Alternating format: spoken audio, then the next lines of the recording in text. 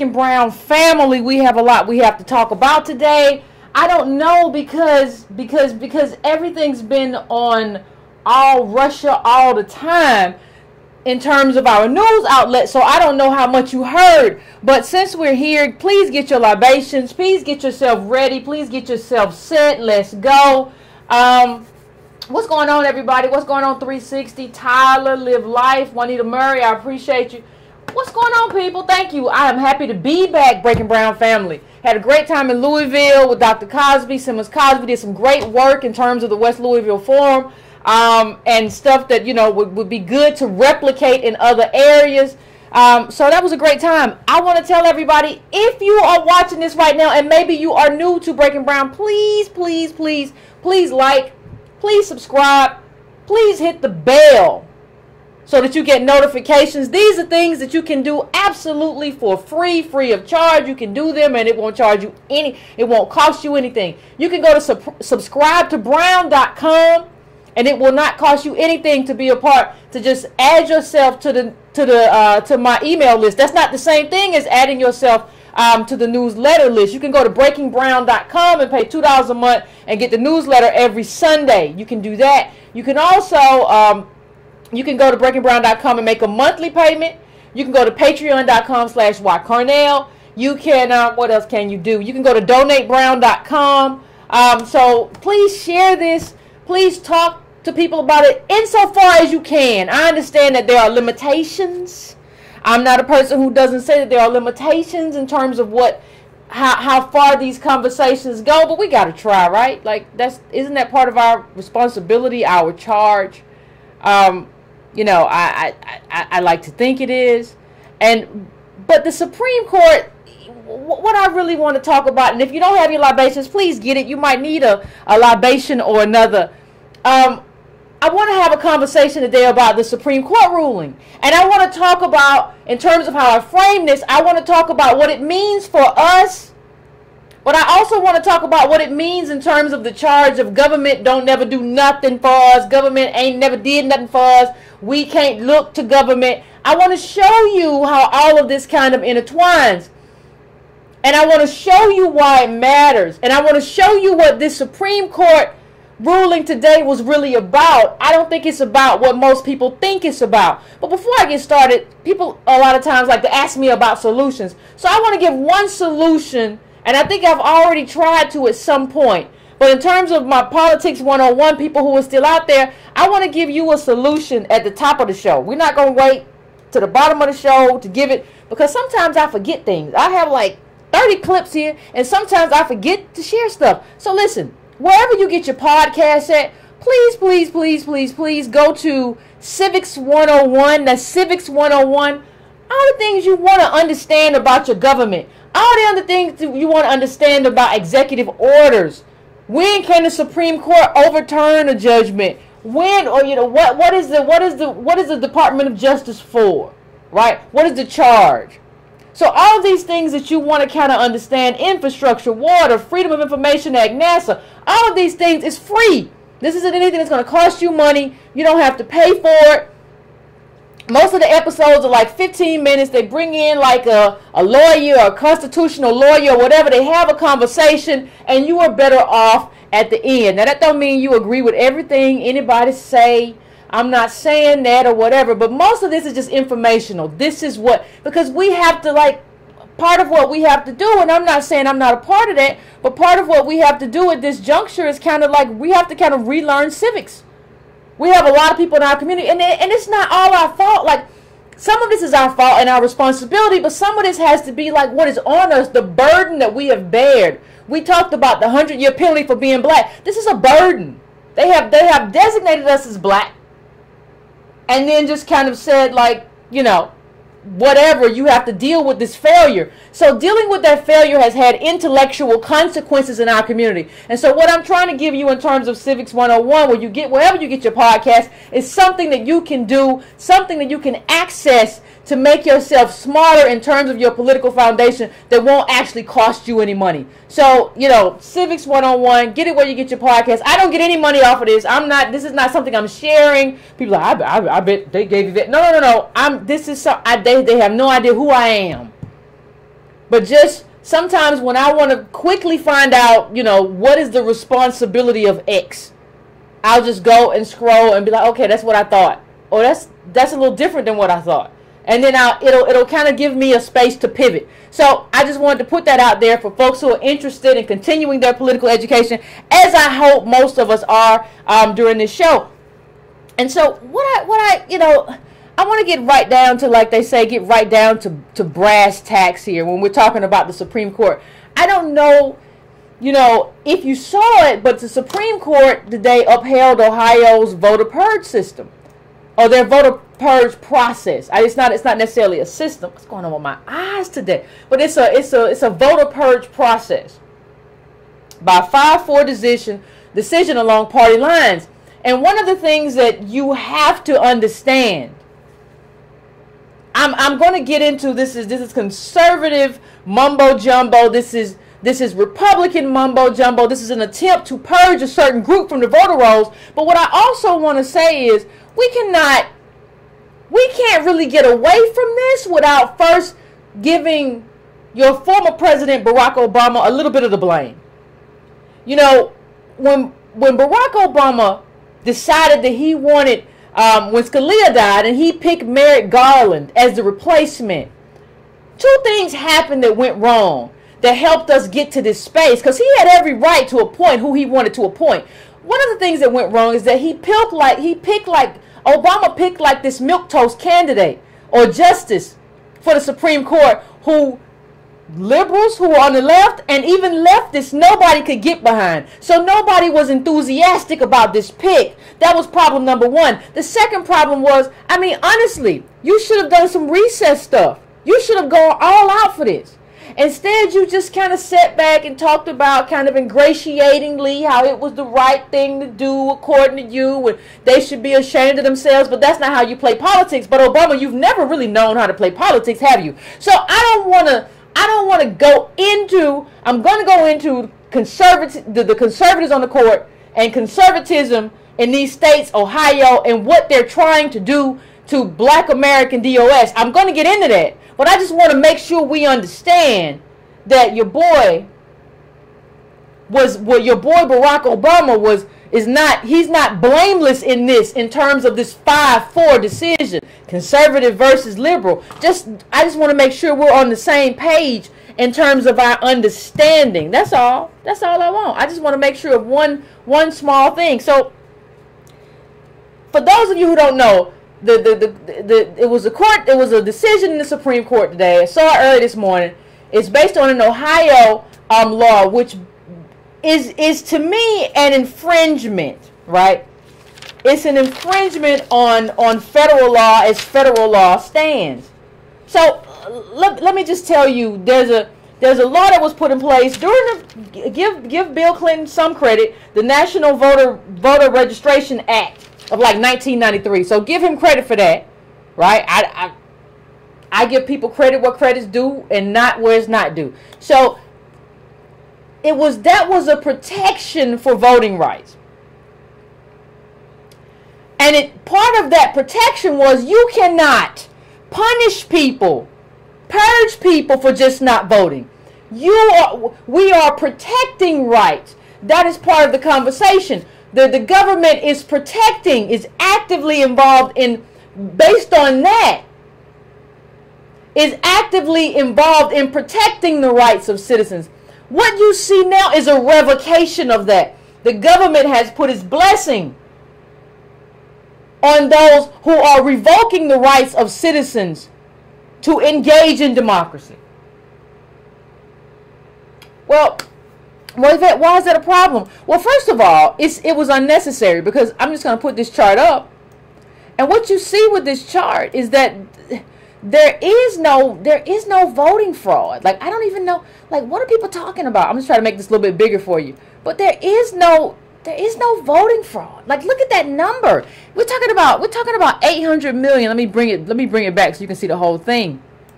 But we're talking about a huge number right here. Right? This was a study, and we're talking about a huge number of people surveyed, and we figured this out. They figured this out voter fraud isn't a thing. It's not like somebody's running around or there's some kind of coup or something like that, and everybody's trying to, well, we got to stuff all these ballots. Now, I'm not saying it's always been that way, but right now we don't have the study is clear. There is no voting fraud. So you have to begin by understanding what these conservatives in Ohio are doing in terms of this law. See, it's unnecessary. So when somebody does something that is unnecessary, you have to ask yourself, well, what is this really about? What is the real motive? Let's not play games with each other.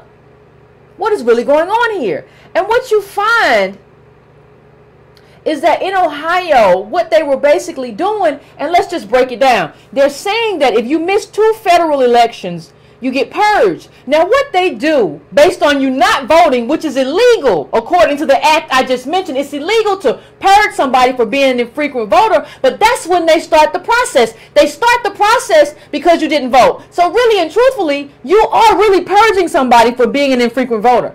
So what they do is, once you didn't vote, they send you a little card.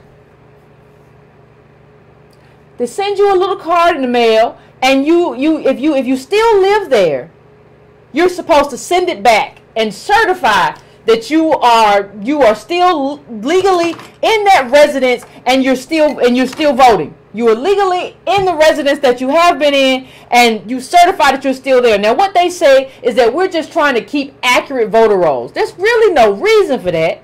Because what's been happening prior is the United States Postal Service kind of keeps updates of people when people change addresses and stuff, and that helps people, that helps the government keep track of when people die or when people change addresses. So there's already a process in place that's working well. But see, this is what happens when you want to get rid of people. And the group that you want to get rid of is unstable. So we'll get to that. We'll get to that. But I want to just drive home something in terms of how this is going to impact people. Now, this is from NBC News. At least a dozen other politically, let me bring it up bigger. At least a dozen other politically conservative states said they would adopt a similar practice if Ohio prevailed, as a way of keeping their voter registration list accurate and up to date. Ain't nobody ever cared this much about whether or not a voting roll is active and up to date. Because ain't nobody, listen, you have to understand, we don't live in a country where there's high voter turnout. So what you have is a country where there's low voter turnout anyway. Our voter turnout is low anyway. So what that means is that you already have people who are missing elections and not voting anyway. What this does is give these people a tentacle to tap into that and purge you off the rolls and rob you of the democracy that you're supposed to have as an American citizen. So you're really being robbed of your expression of political choice, expression of your values, and we'll get to that. And it's already happening in a big way. It's already happening in a big way in Ohio. Like, let's just put this up. Ohio purged more than 2 million registered voters between 2011 and 2016. More than any other state. Black voters in the state's largest counties were twice as likely as white voters to be removed from the rolls. The dissent to Monday's ruling from Justice Sonia Sotomayor, those who say, I never said Obama did anything right, I appreciate in terms of this sort of thing what Justice Sotomayor is saying here. She says, Justice Sotomayor wrote that the court's opinion entirely ignores the history of voter suppression against which the NVRA, that's what I mentioned earlier, the NVRA was enacted and upholds a program that appears to further the disenfranchisement of minority and low-income voters that Congress set out to eradicate. So what she's basically saying is, listen, you said you were going to protect these people, and this is an attack on that group of people. Poor people, black people, For her, I'm sure Latino people. Like, that's an attack on this group that you said you set out to protect. So what basically happened? Let me just help everybody understand what happened. What basically happened is you ever get to fighting with somebody and they kind of do a tap just to see how tough you are, just to see like how you react. Like they did a tap against like the safeguards of voting protections, and the Supreme Court said, okay, do what you want to do. That's kind of where we are. And this is not, and you have to understand that this state, you know, the same thing happened. We were talking at this article, we were talking about Vox. But you have to understand there have been several articles about the ramifications and the implications in several different states. You have to understand there's no way. When we talk about North Carolina, a voter ID law passed by the legislature in 2013 was blocked by the 4th Circuit Court of Appeals in 2016 for targeting African Americans with almost surgical precision. The court found that African Americans in North Carolina disproportionately lacked DMV-issued ID, and that the legislature wrote the bill to exclude IDs that African Americans were more likely to possess, such as student IDs and public employee IDs. According to the state's own numbers, 360,000 registered voters didn't have a driver's license or state ID from the DMV's 34% were African American, who make up 22% of the state's population, and 55% were registered Democrats. You know, there's no other way to say this but to say that this is an attack on what little democracy we have left. There is no way to. Here's the thing. One of the things I talk about on this show is being locked out of wealth. What you have here is the push. We're already locked out of wealth. The push now is to lock us out of politics. So, okay, this is the only field we got to play on. Most of us aren't even playing on it anyway, not in any kind of real and meaningful way, but we engage the intellectual and the political foundations of what we do here. Because voting is the end. Voting is not the beginning. The books you read, the articles, the town halls, the activists that you support, either through giving money or showing up, all of that is what's like, that is part of the early process. The understanding of what politics means in an intellectual way, with an intellectual foundation. We kind of failed that anyway as a group. I'm sorry. We kind of failed that part anyway. So you get to this next part, the voting part, and what you find is that they're removing that from us, so that we can't access that. And then when I turn on the TV, all I see is what Trump did in North Korea. I mean, what he did in terms of how he reacted to the president of Canada, and he and the what do they call the man, the North Korean man? What is he? Premier? I don't know what Kim Jong-un. I see that. I don't see this. Just like I didn't see a lot on the labor decision. So this is where we are, whether we like it or not. This is where we are. This is our life. And so the question becomes, what do you do when this is your life? What does that life look like? What is the ramification of that life? How do we move? Let's just look at this clip really quick. This is about Cincinnati, because we're talking about Ohio. And let's just look at this. African American majority.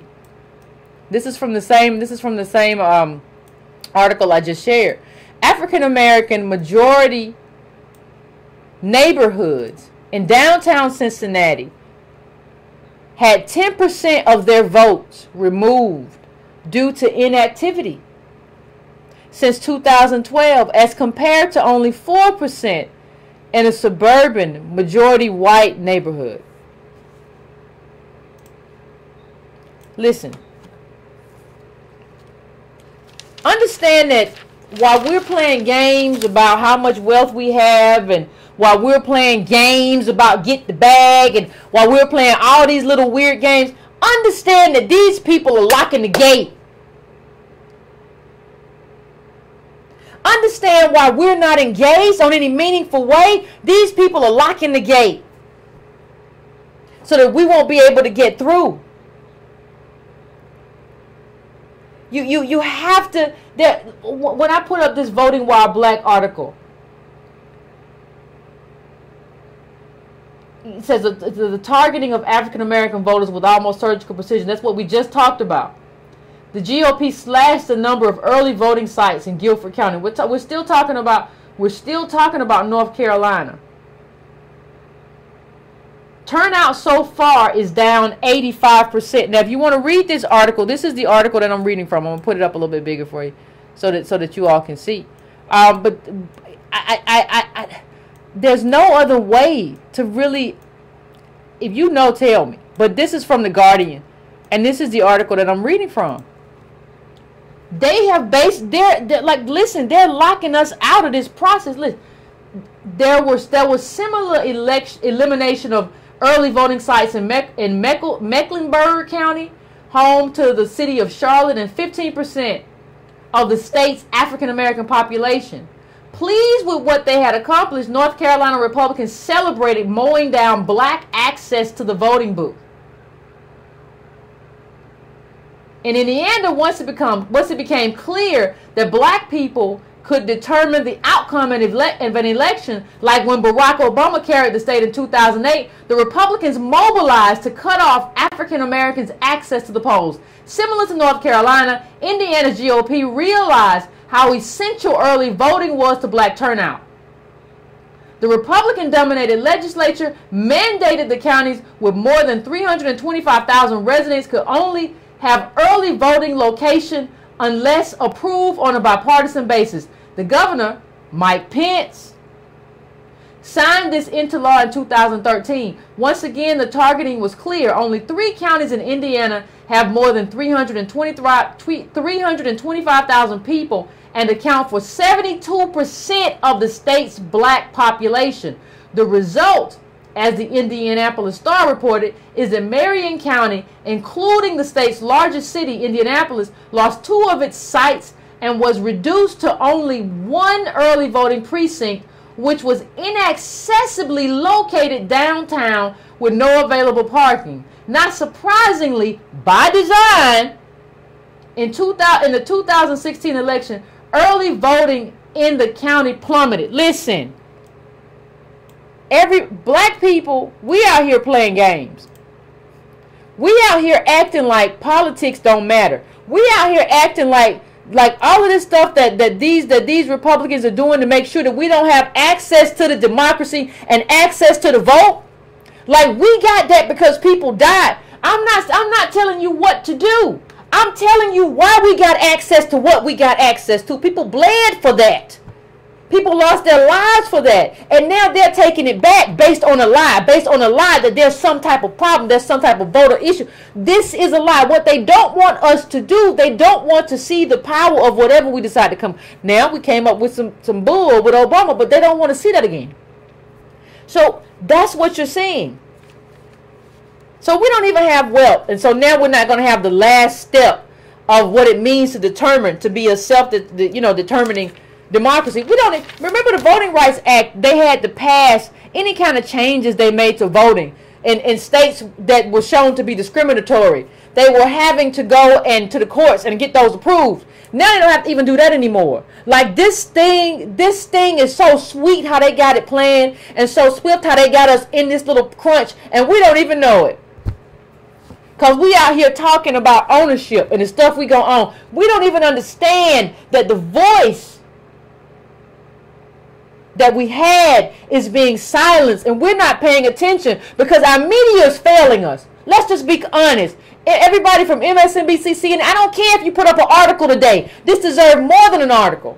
I don't care if you gave it a 5-minute segment. This should lead news all week and most part of next week in terms of the impact that it has on our community. These people are failing us. I saw the little George Bush girl today. I went on MSNBC, the little child, the little woman who used to work for George Bush. And she's on there. She's on MSNBC now, just talking like she's a liberal. And just talking about Trump 24/7, about Trump and Canada and Trump and how he embarrassed us. These, like, understand, we don't have a media. You have to get into space where you understand that, like, we're out here by ourselves and people are not caring. And what does that mean in terms of what we have to do? What does that mean in terms of the National Voter Registration Act and the Help America Vote Act? What does that mean when they tell infrequent voters you can't vote? What does that mean? And it's, see, what we don't really want to understand is that this is an attack on instability. This is an attack on people who are unstable.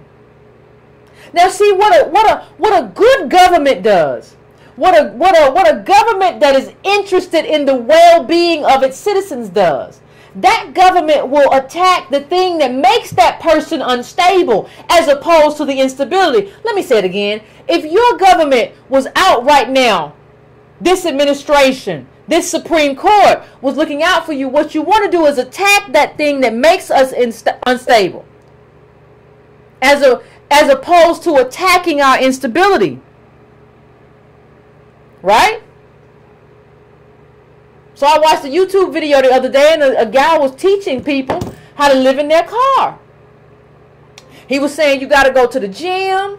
You know, that's how you got to do it, and you to wash, and you can park in the Walmart parking lot, and there were processes that he was using. And then the thing that was even more disturbing is that it wasn't just him. Underneath his video, there were a bunch of other videos with men and women and everybody else teaching you how to live in your car. That's what instability looks like. And what you have to understand is that poverty and instability is a process. It's not a result of not working hard. It's not a result of not wanting more. It's a process that's put in place by systems and policies that make you unstable. And then your government is coming back. And these policies these policies and these rulings by these conservatives are punishing you for being unstable. You put this in place. You put these policies in place that make sure that I don't necessarily have a job. I don't necessarily have a stable income. I don't have any of the things that make me stable.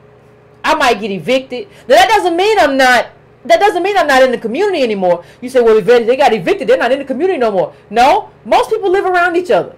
So you could very well still be in the same precinct because your mama or your auntie or your cousin live down the street, around the corner, wherever. And even if you move, the United States Postal Service, if you do a change of address, which most people do when they move because they need to get their mail,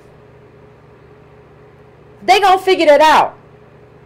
This is just an effort to purge poor people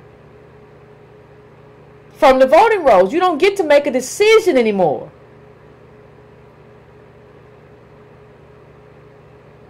And you don't get to not understand how this level of instability affects your politics.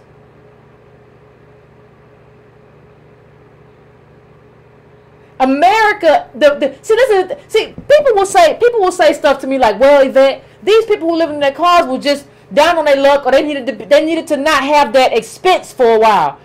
Your access to American democracy is based on what's left of this democracy. Your access to what's left of American democracy is based on stability. You access democracy through your stability. If you do not have stability, you do not access democracy. You have nothing to express your political choice. You cannot express your political choice living in your car. But the government, through Uber and not having enough jobs and mechanization, has put you in a position where that's what you got to do. That is disenfranchisement. See, before this stuff happened, you could live in your car, and if you want to go vote, you can still go vote. Because nobody removed you from the voting rolls. If you in your car, listen to the radio, and it's voting time, you can still ride over there and go vote. And poverty and disenfranchisement are processes. They're not anything. It's not based on will. How many of you remember that thing called the Marshmallow study? And remember when they redid it? They redid them. But first they were like, well, some kids just have willpower and some kids don't. And that's just where we are. And some kids just don't have willpower and they just eat the marshmallow quick. And some people have willpower and they succeed. Now, redo the marshmallow test, and what do you find out? For those, the marshmallow study, for those who don't know, just look it up. What you find out is that, no, it's not that at all. What it is this. Kids who are used to life being unreliable, when there's a marshmallow put in front of them, they eat the marshmallow because they don't know if the marshmallow going to be here tomorrow. It doesn't have anything to do with willpower. It has something to do with experience. When you lead an unstable life, that's what you do. So let me tell you something. I used to work a job where I had to call people. I worked for the government. And I called a woman one day. And she said, I said, ma'am, did you not get the letter in the mail that was supposed to come to you? And she said, I said, it came certified mail, ma'am. What happened? I work for the IRS. And I was trying to just understand, like, what happened? Like, just explain to me what happened. And she said, ma'am, listen. She said, I don't check the mail like that no more. It's too much. There's too much stuff in the mail. Like, and so at that point, I began to realize, like, people's even ability to check the mail was based on how much trauma they experienced in their life. So, like, every job that I've ever had, like, you try to figure out what you can do from that point. But, like, you can't do it because she's not checking the mail, not because she's even a bad person or anything like that. She's not checking the mail because, listen, I'm experiencing enough trauma as it is. And everything in that mailbox is probably going to be trauma. I don't want to go pick it up. Somebody said, you used to work for the enemy. How do you work for the enemy? This is government. I believe that the government should collect taxes. Like, how do you live in a first world country and you don't believe that taxes are a thing? Do you understand that Social Security, Medicaid, Medicare, food stamps, SNAP, all of that comes from taxes? That's not the enemy. Like, the only thing that you can talk about is the process by which we do that and how cruel it is to do that. But I will tell you that the people who work for that organization are kind of treated like trash. So that's kind of like, if you go there, like, and you get a bad experience, like, they're treated like trash too. Nobody there is having a good time. It's been a long time since I was there, but when I was there, nobody was having a good time. It was kind of like a government sweatshop. Couldn't even take a break. So, but that's a story for another show. That's a story for another show. And ain't nobody know, like, I was in customer service. Like, what are you talking about? But let me just say this. I've worked for government in a few, like, not only I work on Capitol Hill, like I did that with, like I just said, now I've worked for government in a few different areas. Like, we're 14% of the population, and the last time I checked, 25% of African Americans, native blacks for the most part, worked in government. Government has been a very good employer for black people. Government has given us jobs. It's been, because we can't access other sectors. Because we can't access all these other jobs, government has been like this point that catches us. There's nothing wrong. There's something wrong with not being able to access these other places, these other areas of employment. But I think a lot of us should be thankful for the ability to work or have worked somewhere that would allow us to have a pension. Not me, I didn't stay that long enough. But to have a pension, whether it be the post office or wherever you worked at, that's government. That's what we had to work at. We're only, I don't think most people understand, we're only in a few sectors, black people. Number one employer of blacks is the post office. So stop talking to me how bad government is when you don't understand what government does for you. You really don't understand, like, government has made a way for you to eat because we live in a racist country. It just is what it is. And let me just put something up. Because I want to talk about how I want to have a conversation about how important government is, but I need to contrast it. So this is a great contrast. I'm gonna move it over here because I'm about to read something. This was in Bloomberg. Heirs of heirs love Dynasty Trust. And so you ask yourself, well, Yvette, what is a Dynasty Trust? I don't understand what that is. So to contrast our need for government, I want to show you what stability looks like. What I just told you is that in terms of what's happening to voter purging, they're purging us because of instability. They're purging people who are unstable, even though they made us unstable. That's what I just said. Now I want to show you what stability looks like in America. This is stability in our current America. This is what stability looks like. And I'm just going to read something from you. It says, from the article, and you can see it's Bloomberg Business Week. Everyone dies eventually, but if you're wealthy enough, your money might live forever. Now just hold on to that for a second. Your money might live forever. What that means is that you are being anchored into stability for the rest of your days because of these dynasty trusts. And it says, what are dynasty trusts? Most trusts, bank accounts, are held by one person, a trustee, for the benefit of another person or a group. Comes with expiration dates. A few states, including Delaware and South Dakota, permit trusts to last forever. People from across the U.S. can open dynasty trusts in these states, and top wealth planning firms say they're doing so. Now, here's the thing. In an upwardly mobile society, if you want mobility in your society, you want people to be able to move up based on how hard they work, how innovative and ingenuitive they are. If you want that to happen, money can't live forever. Money cannot live forever.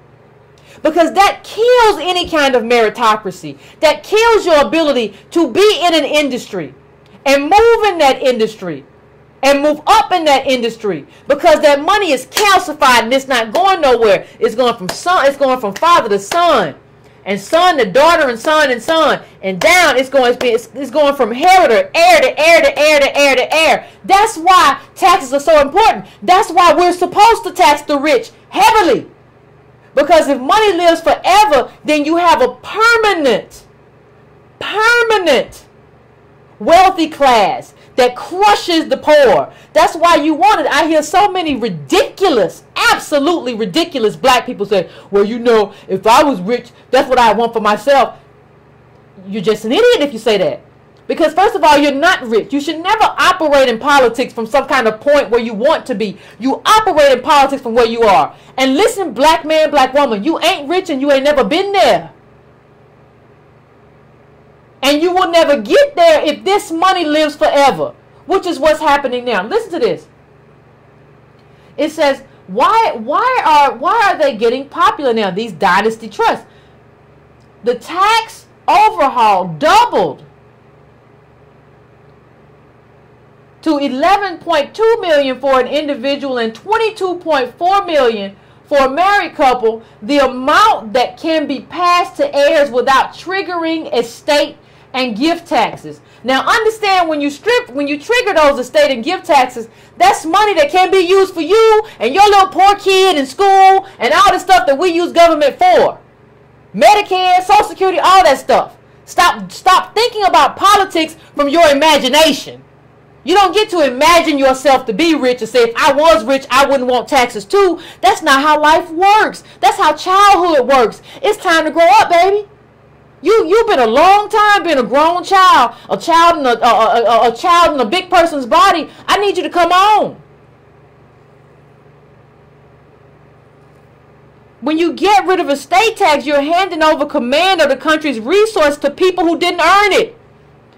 The people who earned it were the heirs. The people, who were the ancestors. But the people who didn't earn it get to keep it and dictate. And that's why you had Paris Hilton trying to do TV shows and stuff. She don't know what to do with all that money. She didn't earn it.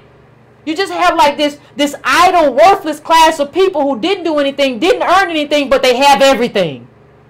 That's not good for the country. It's like choosing the 2020 Olympic team by picking the children of all the winners. They can't run. You can't run, you can't hop, you can't jump, you're not an athlete, but you get to be in the games. That means that the real athletes can't compete no more. That's what this is. Listen, let me just show y'all this image right quick before I go on. And I'm gonna try to make it big for you. Let me just hold on, let me small it down just a little bit. But I want you to look at this. This is life, man. This is over 1 million of these white families are worth more than $10 million. Out of 20 million black families, only 380,000 are even worth more than a single $1 million. Understand, a single $1 million in today's money is like, I don't even know how I would describe it. It's like kind of buying a popsicle. I don't know. And understand that the quote I just gave you about the Olympic Games, when I said when you get rid of the estate tax, you're basically handing over command of the country's resources to people who didn't earn it. It's like choosing the 2020 Olympic team by picking the children of all the winners at the 2000 Games. Warren Buffett said that. That's not nothing I said. That's your boy. That's your billionaire boy. That's Warren Buffett. He told you that. If he's telling you that, what does that mean for your life? What does that mean for our lives? They're basically telling us we're finished. We don't get to compete no more because these dynasties trusts are set up to where only their kids compete, and they compete with each other, and they use us as just like little cogs in the wheel. And labor is very cheap, and labor has always been inconsequential to this billionaire class.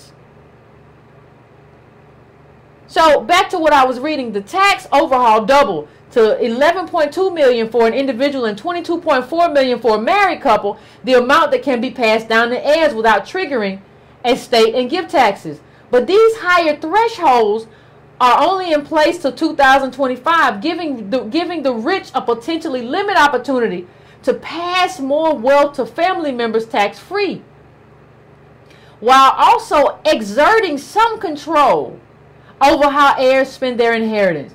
The higher exemption amounts also mean wealthy families can transfer enough assets to Dynasty Trust to justify their extra setup and administration costs. Okay?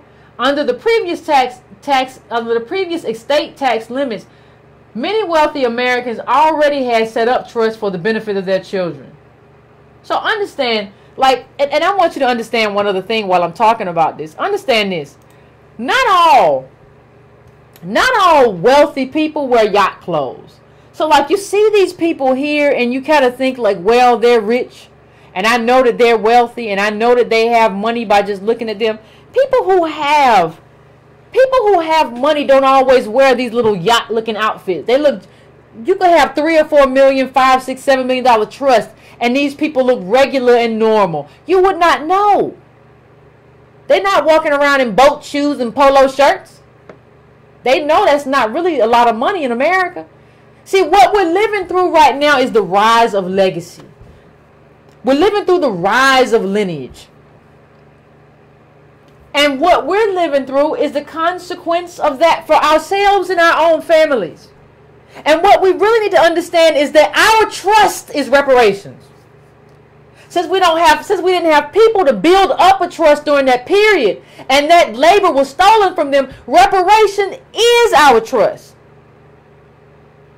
And so I have to ask, what are we doing to advocate on behalf of that? If reparations is our trust, what are we doing to advocate to make sure that we get it?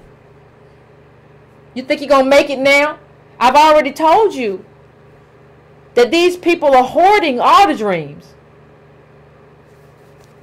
because they have a lineage that matters. They have a lineage that matters in terms of money. We have a lineage that is slavery.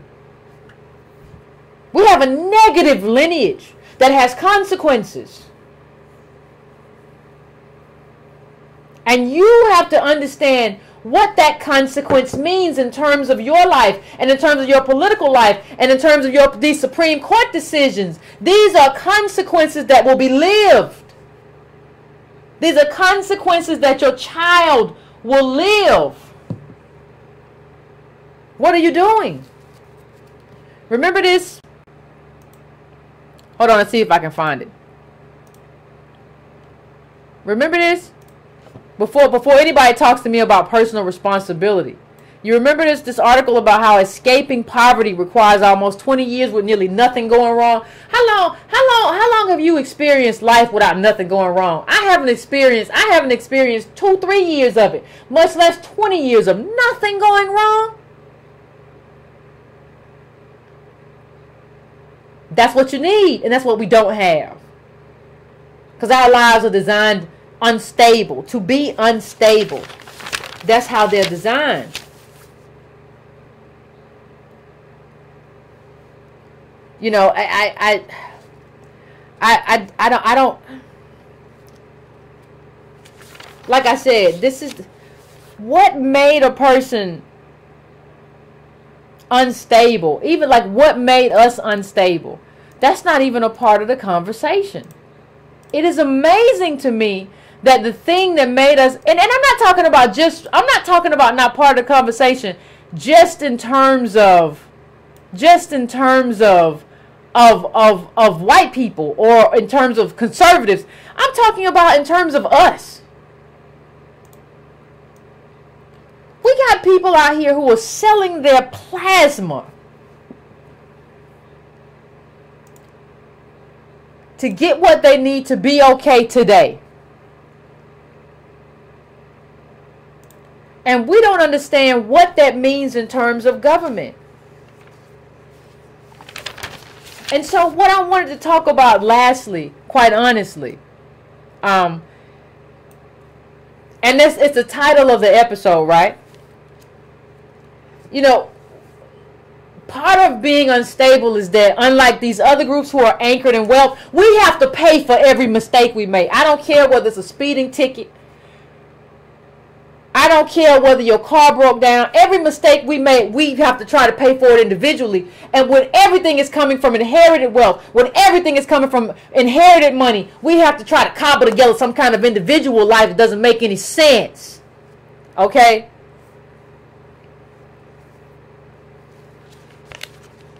And the ignorance of like people saying that government doesn't matter is kind of insane. You know, we've had this debate about immigrants before, and part of what we're experiencing, you know, the writer Adichie talked about how she was gonna, she's an acclaimed writer, and she said she was taking her kid home to Nigeria because she didn't want to have access. She didn't want to have to deal with the racism here or have her child raised here. See, that's the benefit of having to come here. You can go to Yale and extract, get your affirmative action slot, and then go back to Nigeria and do what you got to do. But we're here. And this is just one of the things that differentiates us from other communities. We have no homeland. There is no way to go. We have to deal here in the richest country in the world. We're the poorest people, right alongside the richest country in the world, richest people in the world, in the richest country in the world. You have to understand that that makes us a special group, especially given our history in this country. So in terms of those people who say like government doesn't matter, I just want to, before I end this part, I just want to have a little experiment. Now I saw this thing on YouTube where, you know, this is HuffPost business. Got a pothole just called Domino's Pizza. Domino's got a little dump truck. Look like a little dump truck. They coming out. They'll fix your pothole. Right? Now understand something. You have to. Domino's wouldn't really be doing this if they didn't understand that the government isn't going to be doing this in the kind of way that it needs to be done. Like they're not moving into this space for nothing. Right? When I lived in a different county not long ago, what I found is that all of the garbage people, all of the garbages, it was all privatized. It was all private garbage companies, right? So we're about to move out of the space where you just can depend on government to everything costs. Everything is privatized. So let me just do a little thought experiment. How many of y'all could, if I said right now, listen, if you got a letter in the mail right now and said, well, listen, we're not doing garbage pickups no more. We're not really doing that no more. We're not really into that no more. You know, we're not really into that no more.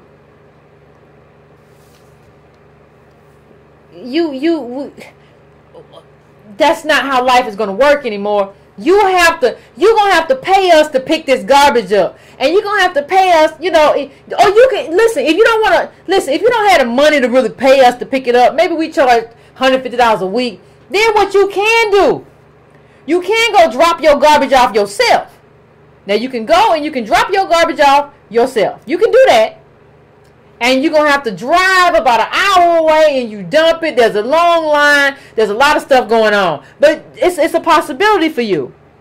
You know, fixing your pothole to get your pizza. When this Domino's thing, what happens when you don't have money for pizza? Is Domino's still coming like government? But because Domino's don't owe you anything. The government is supposed to, if you read your Constitution, be here for the welfare of the people. Domino's ain't never promised you nothing. So Domino's still coming?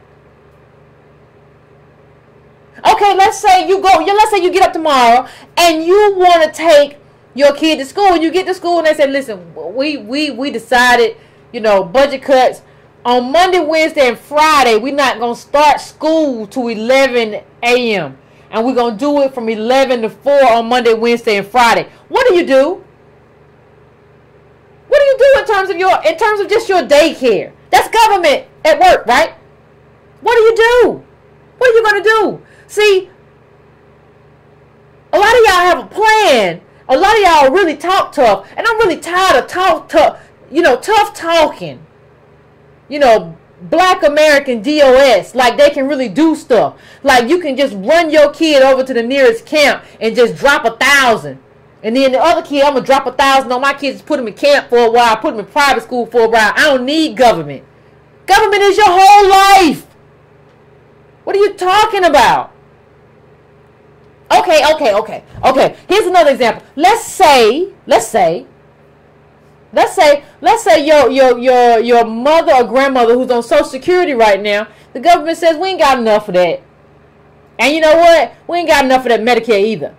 So what do? Because that Social Security is paying for where your mother or grandmother stays right now in terms of rent or mortgage or the little old folks home she lives in or whatever, and it's paying for medical. So can Granny move in with you? And you balling, right? You say you don't need government. Government ain't never done, ain't never gonna do. Are you gonna pay for all her medical expenses? Medical expenses in America are high as a. Are you gonna pay for that? Okay, are you gonna pay for that? Are you going to move her in with you? Or are you gonna move granddaddy in with you? What you gonna do? Because you telling me you don't need government. You telling me government don't matter. But I see government all throughout your life. I'm just trying to figure out what you're going to do without government. Because part of what we want to do, even in terms of government, we want to keep accessing the wins from the civil rights movement, but we don't want to have no new wins. We got to make some new wins. We got to figure out some new wins, and we got to do it fast. We got a small window because these people are closing in. And while they're closing in, you're trying to go do some new Black Wall Street stuff. You better get your life right. You better understand that this window is closing. It's almost feudalism here. That's where we are. That's how bad it is. And the only reason that people don't even know it's that bad is because we got a lot of people who aren't paying attention.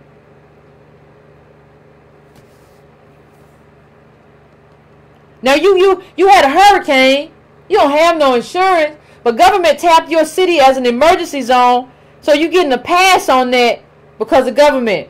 What you gonna do without government? You gonna get out there and rebuild your house? You gonna find some wood? How much wood could a woodchuck chuck if a woodchuck could chuck wood? You gonna do that? Some of y'all can't even use a hammer. Gonna tell me about what you gonna build and what you don't need. Forget the money. We all know you don't have the money. Even if somebody dropped a whole bunch of wood and a whole bunch of nails in your front yard right now, you know, a whole bunch of insulation, you wouldn't know what to do with it. Just walk around looking all dizzy. This ain't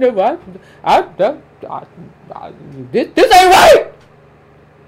But wait a minute. You the one told me you don't need government, right? So what you mean? You better figure that wood out. Oh, out here ain't got no skills, ain't got nothing. Don't know how to do nothing. Don't even have the money to buy the wood. But even if somebody dropped the wood off, dropped the insulation off, dropped all the tiling off, you wouldn't know what to do with it. But you run around telling me what you don't need. Government ain't gonna never do nothing for us. Government is your life. Stop acting. Stop playing games. Stop being ignorant. It's annoying.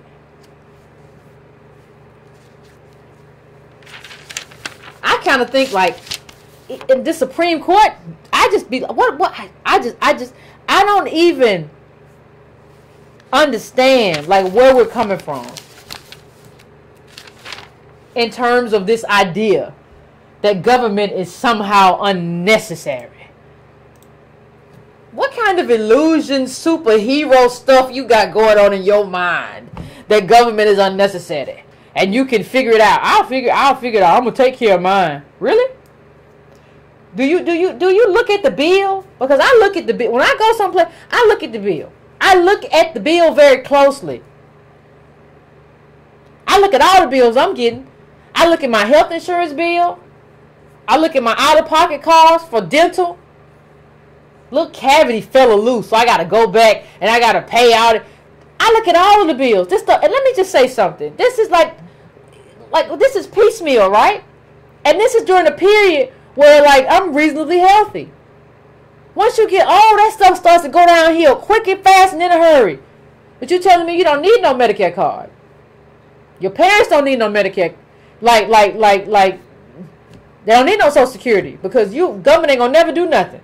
See, if you look around your life, woodchuck, you see everything that government is doing. And you see how government is shrinking itself and taking stuff away from you. And instead of saying, I have to do something about this, I have to get involved in a way that matters, I am being robbed, you say, it ain't gonna never do nothing for me, and I don't care. So, I mean, I'm getting ready to go, I'm getting ready to go to the phones. As usual, fam, give me a minute to set up the phones, and then we'll come back, and I want to hear what you have to say about all of this, because it's going to be very, very interesting. So let's have a conversation.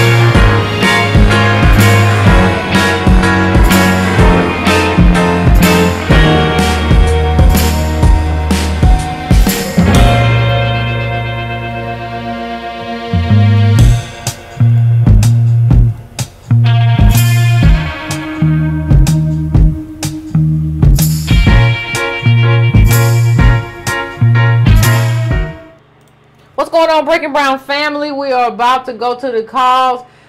Somebody mentioned all the haters in the chat. They gonna always be around. They in the YouTube comments, scoopity poop. They're irrelevant.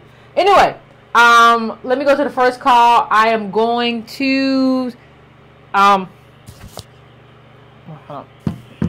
going to 626.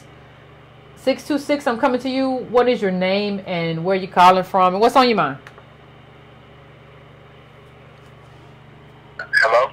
I'm here. What's going on? What's on your mind? Hey, Yvette, how you doing? Pretty good. This is Terry from Atlanta. Out in Cali. Okay. I just wanted to ask you one question. It pertains, definitely pertains to the conversation. If these rich entities or corporations are, well, in essence, they have control over the government and the Congress and the Senate. If they're circumventing people's right to vote, I don't understand how we're supposed to fight. You mean in terms of they have all the money? Not just all the money. If they've already, if they're instituting laws now already, they've already done so, and you see how they cheated Bernie Sanders blatantly in front of everybody, and no one did anything.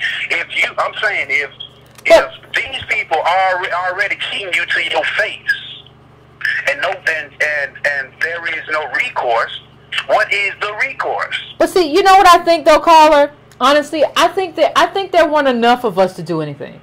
Like the thing is, it's not like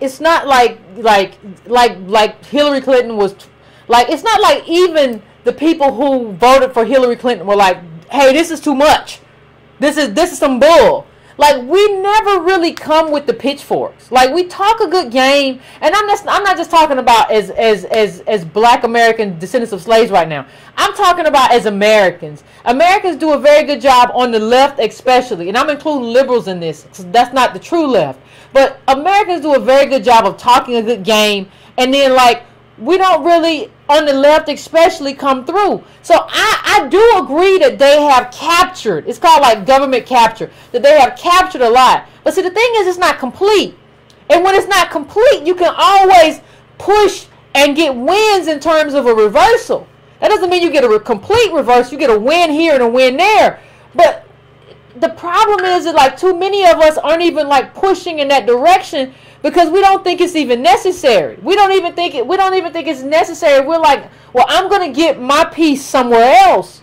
I'm not going to get my piece here, but I'm going to get my piece and I'm going to get it somewhere else. What they don't understand is just like, no, you're just not going to get a piece. You're going to be cattle. You're going to be cattle. You're going to be doing this stuff until you die.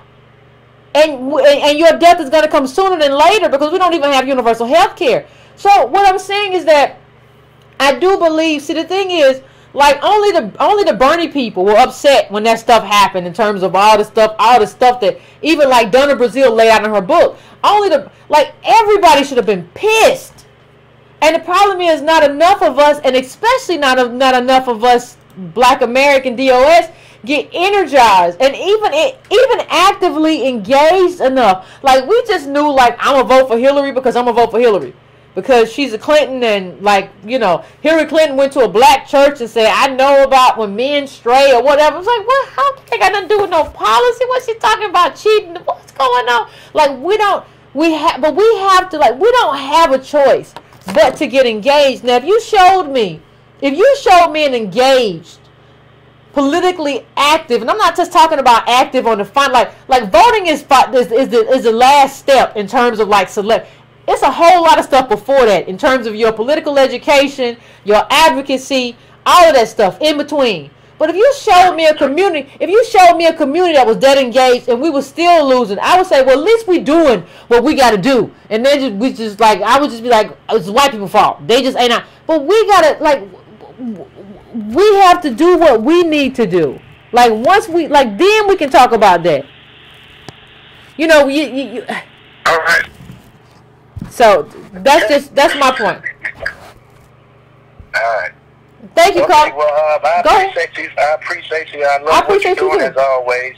Everyone have a wonderful evening. You too. You too. You enjoy the rest of your day. Like, it's people around here gonna be 60 driving Uber, and like y'all don't know it. Like y'all think y'all think something's gonna change, or some kind of way you gonna come up on a come up, and ain't no come up. Ain't no come up. Don't land you in jail. You know. You got kids, you got health care, you talking about low income housing, you're talking about a whole lot of stuff. You know, and you can't live to 60, like you can't be driving Uber for your life as your career and like expect to like get old and have retirement.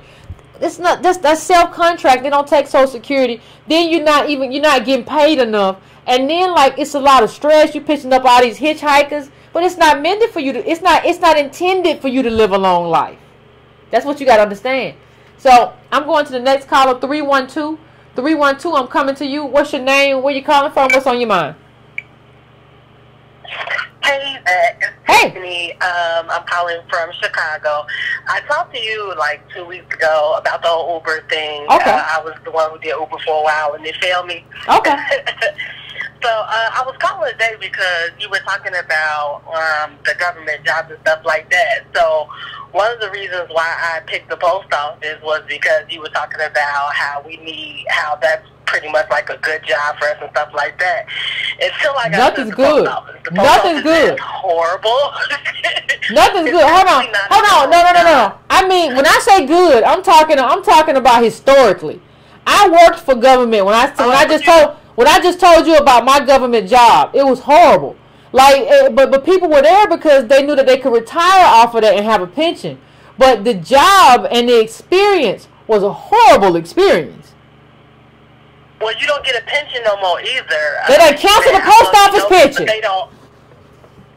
No, they don't hire in anymore. They stopped hiring in about 12 years ago. So you basically have to wait until somebody retires before you even get the full-time benefits and also the pension and the pay rate that the regular city carriers get. And that can take some time depending on the number that you're in. Yeah. So when we talk about like government, really pushing government, we need to make sure that they're being fair as well. Because, I mean, I've worked there for about 4 months now. I'm number 5 in line in order to get full-time benefits, in order to get a pension. But I have to wait until 5 people get hired on before you get a pension. But part of that has to do, you remember Congress drastically cut the post office's money. Like, they put them on like this weird, they put them on kind of this weird pay-as-you-go, I don't cut, whatever, like the post office would still be it wouldn't be perfect, and it probably wouldn't be great, but it would be better, but they were drastically defunded by Republican Congress that made them cut back and put everybody who works for the post office in a position that's what you're going through right now.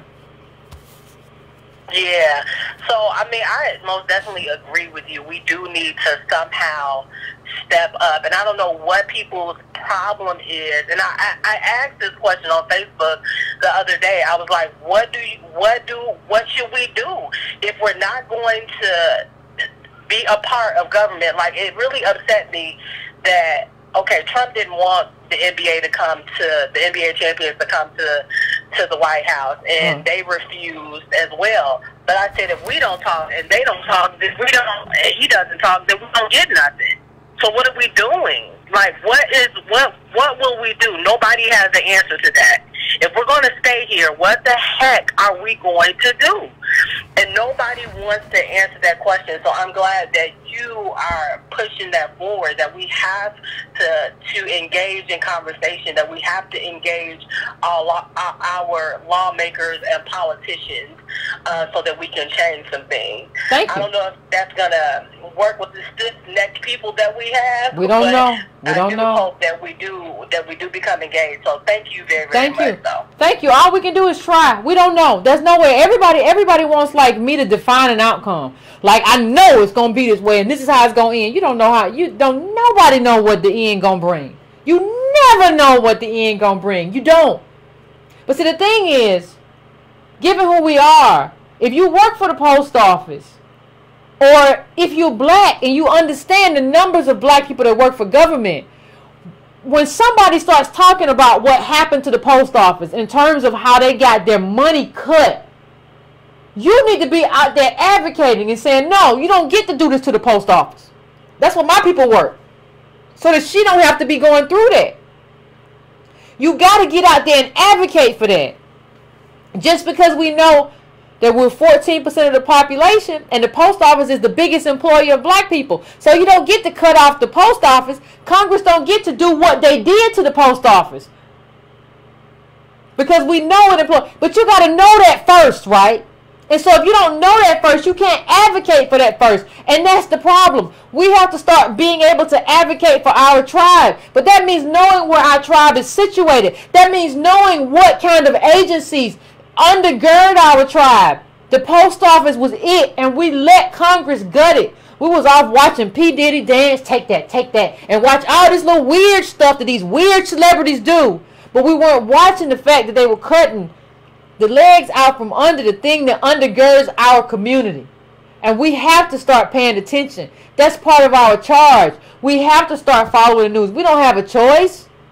We don't have a choice. This is not a point where we have a choice. No. I'm going to area code 843.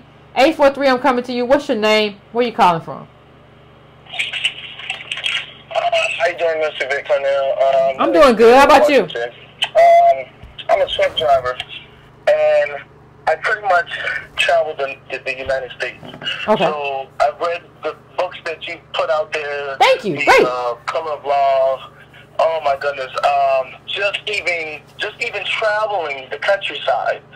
Just looking at our current situation. I was just in Chicago not too long ago, and I'm back in Charleston, South Carolina now. From there back to here, just looking at our current situation, we are in trouble. Yeah. We are in trouble. I don't think, and I'm only 33, so I'm just coming in tune to this information. As you put it out, Tone Talks put it out, and other shows that I watch as well. We have to wake up now. I don't know what's going on in our mindsets, because the illusion of whatever it is that we pay attention to on a daily basis is drawing us towards that and not towards what we need to be focused on. I don't know how we get to that point of being focused, because it seems like the system keeps us away from what we need to be paying attention to. And it's happening, it's affecting our community day in and day out. Yeah. Day in and day out. I don't know what to say, but we need to get on course now. Well, your show is one of those shows. Every chance I get, I tell somebody, hey, thank you. You guys need to tune in to this Yvette Cornell show, because she is dropping the knowledge. I appreciate you dropping the knowledge at all times. Thank you for this. Thank you. I'm sure of my daughter's future, and I'm not sure of mine as well, because especially when you were talking about how we go into the gym, take a shower there, and live out of the car. I'm doing that out of my truck. Wow. I don't have a home to go to. So I'm doing it out of my truck, but I'm trying to, I guess my escapism is I'm going to go to another city and try and do it from there. When I look at our cities around the country and our black communities, they're all the same. So there's no way for me to... Say that again. When I look at... Hold on, caller. You said something that was very important. You said when I go and look at our black communities, they're all the same. What do you see? What do you see when you travel, what do you see in our black communities? What I'm seeing in our black communities is it's almost anxiety. It's anxiety at an all-time high. We can't even communicate amongst each other without having some kind of form of attitude, depression, or whatever it may be, that draws us away from each other. We don't communicate even within our community to each other. So when it's time to try to have that conversation with other communities, the cooperation between us is not even there. It's not even there. Because as I'm looking at our communities, it's almost like a survival instinct. Yeah, stress. That others have almost put on us, that we don't even recognize that it's going on, that it's actively going on consistently every week. I'm talking about Chicago, Houston, Dallas, California, Los Angeles, Oakland area. I'm all over the country, and I'm looking at this like, what is going on? And there's no way of killing everyone simultaneously to say, do you see what's going on here? Yeah. It's not happening. It's just not happening quick enough. It's not happening quick enough. Yeah, I agree. I agree. Thank you. I think you was good. Thank you, Colin. No, I appreciate you. I appreciate you, and I appreciate the knowledge that you bring because you travel, because you drive, and that's what you do for a living. Thank you. I appreciate that. Because the thing is, like he said, I don't think we understand how quickly we got to hit this curve. And one of the things that's kind of sends a chill through my spine a little bit is the fact that this channel or Tone Talks hasn't grown necessarily as fast as I think it should have. And that's not anything to do with me. I live a very small life. But in terms of what's necessary to build a political foundation, what you need is the least thing you need is that black people who are willing to go and subscribe to a political YouTube channel and to read those books. Right? That's bar none. And when you look at the number of black families, and when you look at the fact that I think I have like maybe 45,000 subscribers, Antonio has maybe 26. We got millions of people. We're talking 20 million. Like, the amount of people that are willing to engage in like this kind of political discussion. This is almost 2 years for me now. Before that, I was still doing politics over Your Black World, and it's just not enough. It's not enough people who are willing to thoroughly engage in politics. Now you'll go watch the NBA, right? You go watch basketball and talk about LeBron. You'll go subscribe to a YouTube channel that tells you about the kind of curl pattern you got in your hair, whether it's C or whatever, the B or whatever.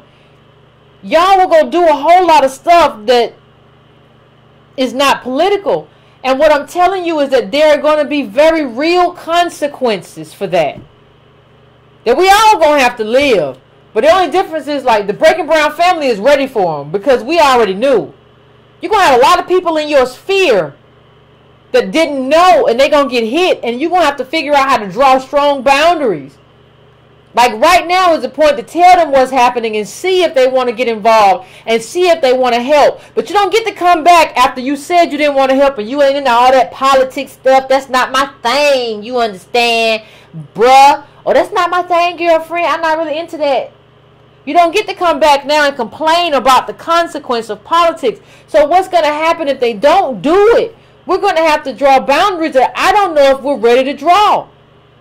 Because we're not built that way. We're built to just try to help everybody, but things are about to come so swift and so quick and so hard. You're not going to be able to do that and maintain your own sanity. We got rich people committing suicide. You all saw all that last week. 2 famous people killed themselves. I heard the woman, the designer, I heard she hung herself from a doorknob with a scarf. How you do that? I don't even know. I would just break my pinky toe trying to do. But I'm just saying that, like, these are markers. These are flashpoints. So one of the things you got to be involved in, right now, Breaking Brown family, is taking care of yourself and self-care. Doesn't mean you can't necessarily care about other people, but you have to prioritize yourself because you understand what's coming.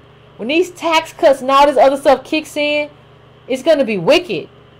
You have to situate yourself mentally, emotionally, intellectually, in terms of accessing information. All that has to happen. But at least you know.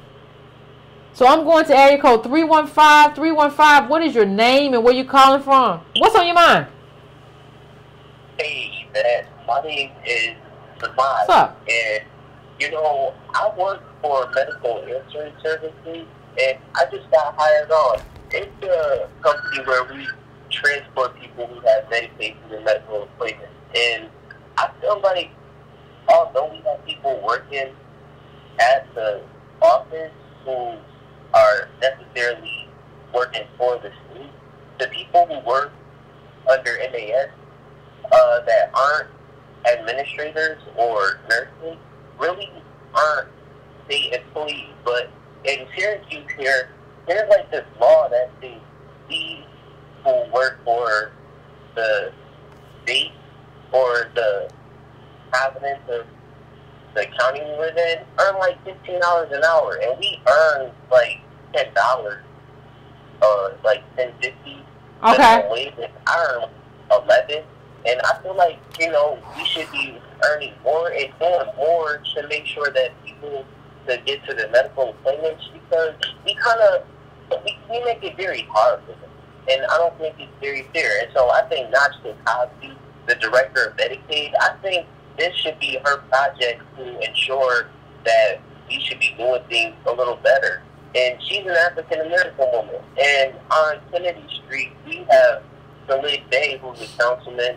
And I feel like I want to get him involved, too, to make sure that we can make sure everybody has a livable wage to, afford housing and afford cars to commute to and from work and around the city. And I think there should be more people working at call centers across the state to make sure that everybody can get to their medical appointments. No, I agree. So everybody could also, make more money. And I wonder, maybe would a union work, since there was a law posted in the break room saying that, if you try to form a union, your job can't fire you. Would that be somewhere we should? Well, I mean, it's not that they can't fire you, but it makes it more difficult, because you collectively bargain. You collectively bargain about the terms under which you can get fired. And so, like, there's no unions are always better.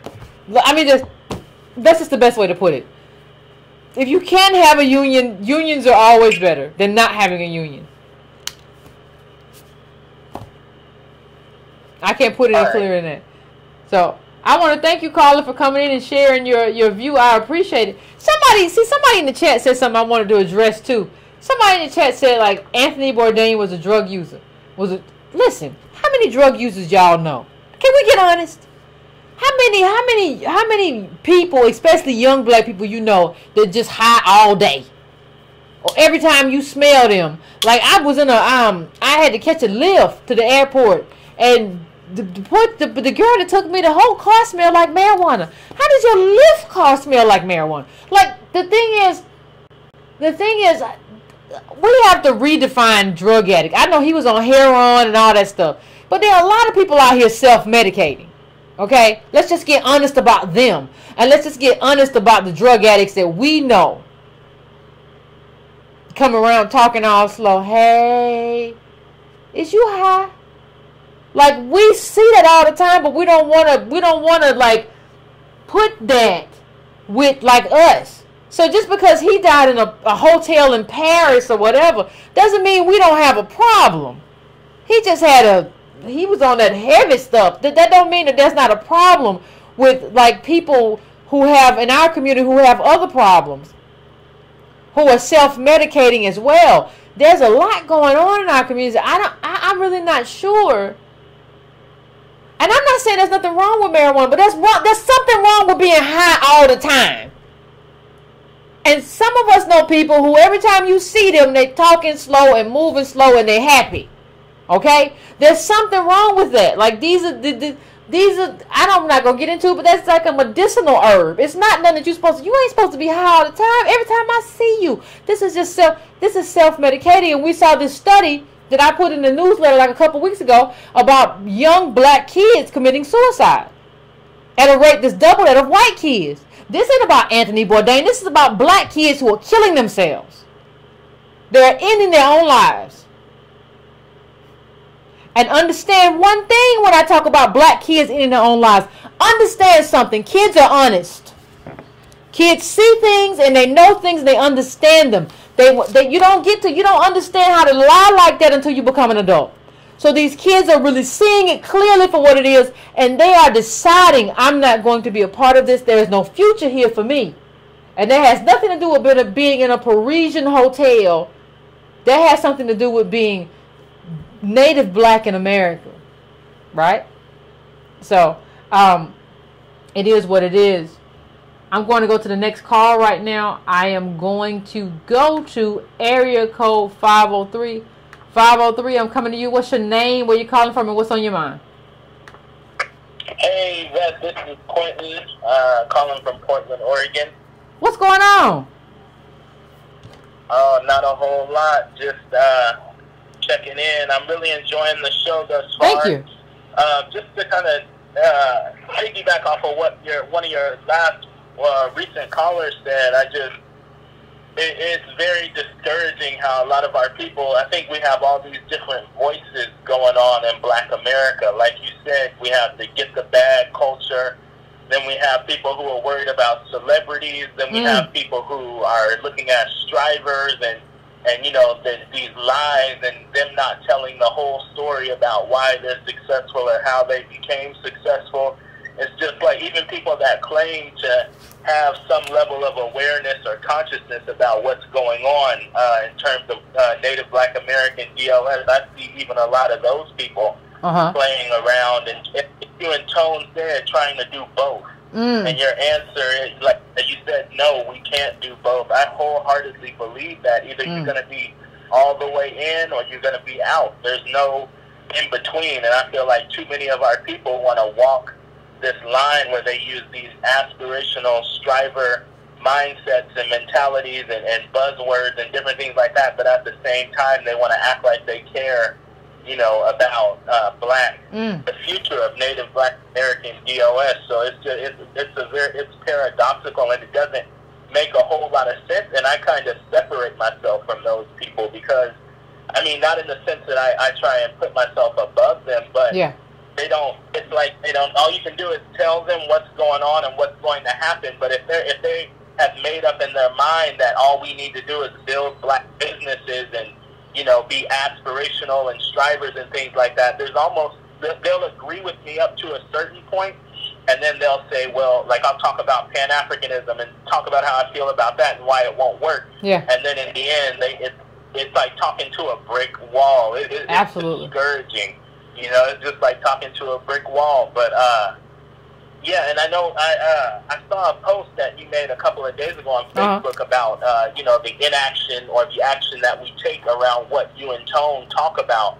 You know, that will determine the, you know, whether you're writing Black America's eulogy or their rebirth. So, you know, we had an incident that recently occurred here in Portland, Oregon, at a food cart owned by an Egyptian immigrant. I saw that.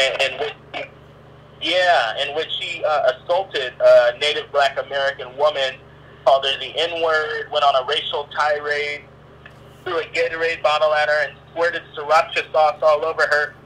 So the night after that happened, there was about 30 of us, all Native Black DOS. We all showed up at the food cart and stood out there all night and boycott, you know, protested. And, wow, that's awesome, bro. That's awesome. Kudos to you. Yeah, we stood out there, protested. I just kept yelling, you know, owner uses the N-word to everybody who drove by and different things like that. But my anger, I want to, you know, knowing what I know now about the immigration and how that's killing Black America and kind of undermining our justice claim, now I want to sustain it and keep it going. And it's hard to get people to show up, but you know, I'm willing to stand out there, even if I have to stand out there alone and do what it is I have to do. But the thing that's kind of perplexing is that the lady has already said that she's forgiven the food cart. Oh, Lord have mercy. Yeah. What is with us? Returning to not only did she forgive him, but she said she's going to be going back. She's going to be, wait a minute, hold on. She's going to be going back to the food cart owner who called her the N-word and threw Gatorade at her? Yeah, and squirted sriracha chili sauce in her face. Yeah. She said she said she doesn't want anything to happen to his business. What? She said she's going to be going back. Yes. And I had a lot of Black people look at me crazy because I've told them, I said, I'm diehard. I'm going to do this until the food cart closes. I'm going to stand out there after I get off work. I work 2 jobs. And right now I'm working 7 days a week.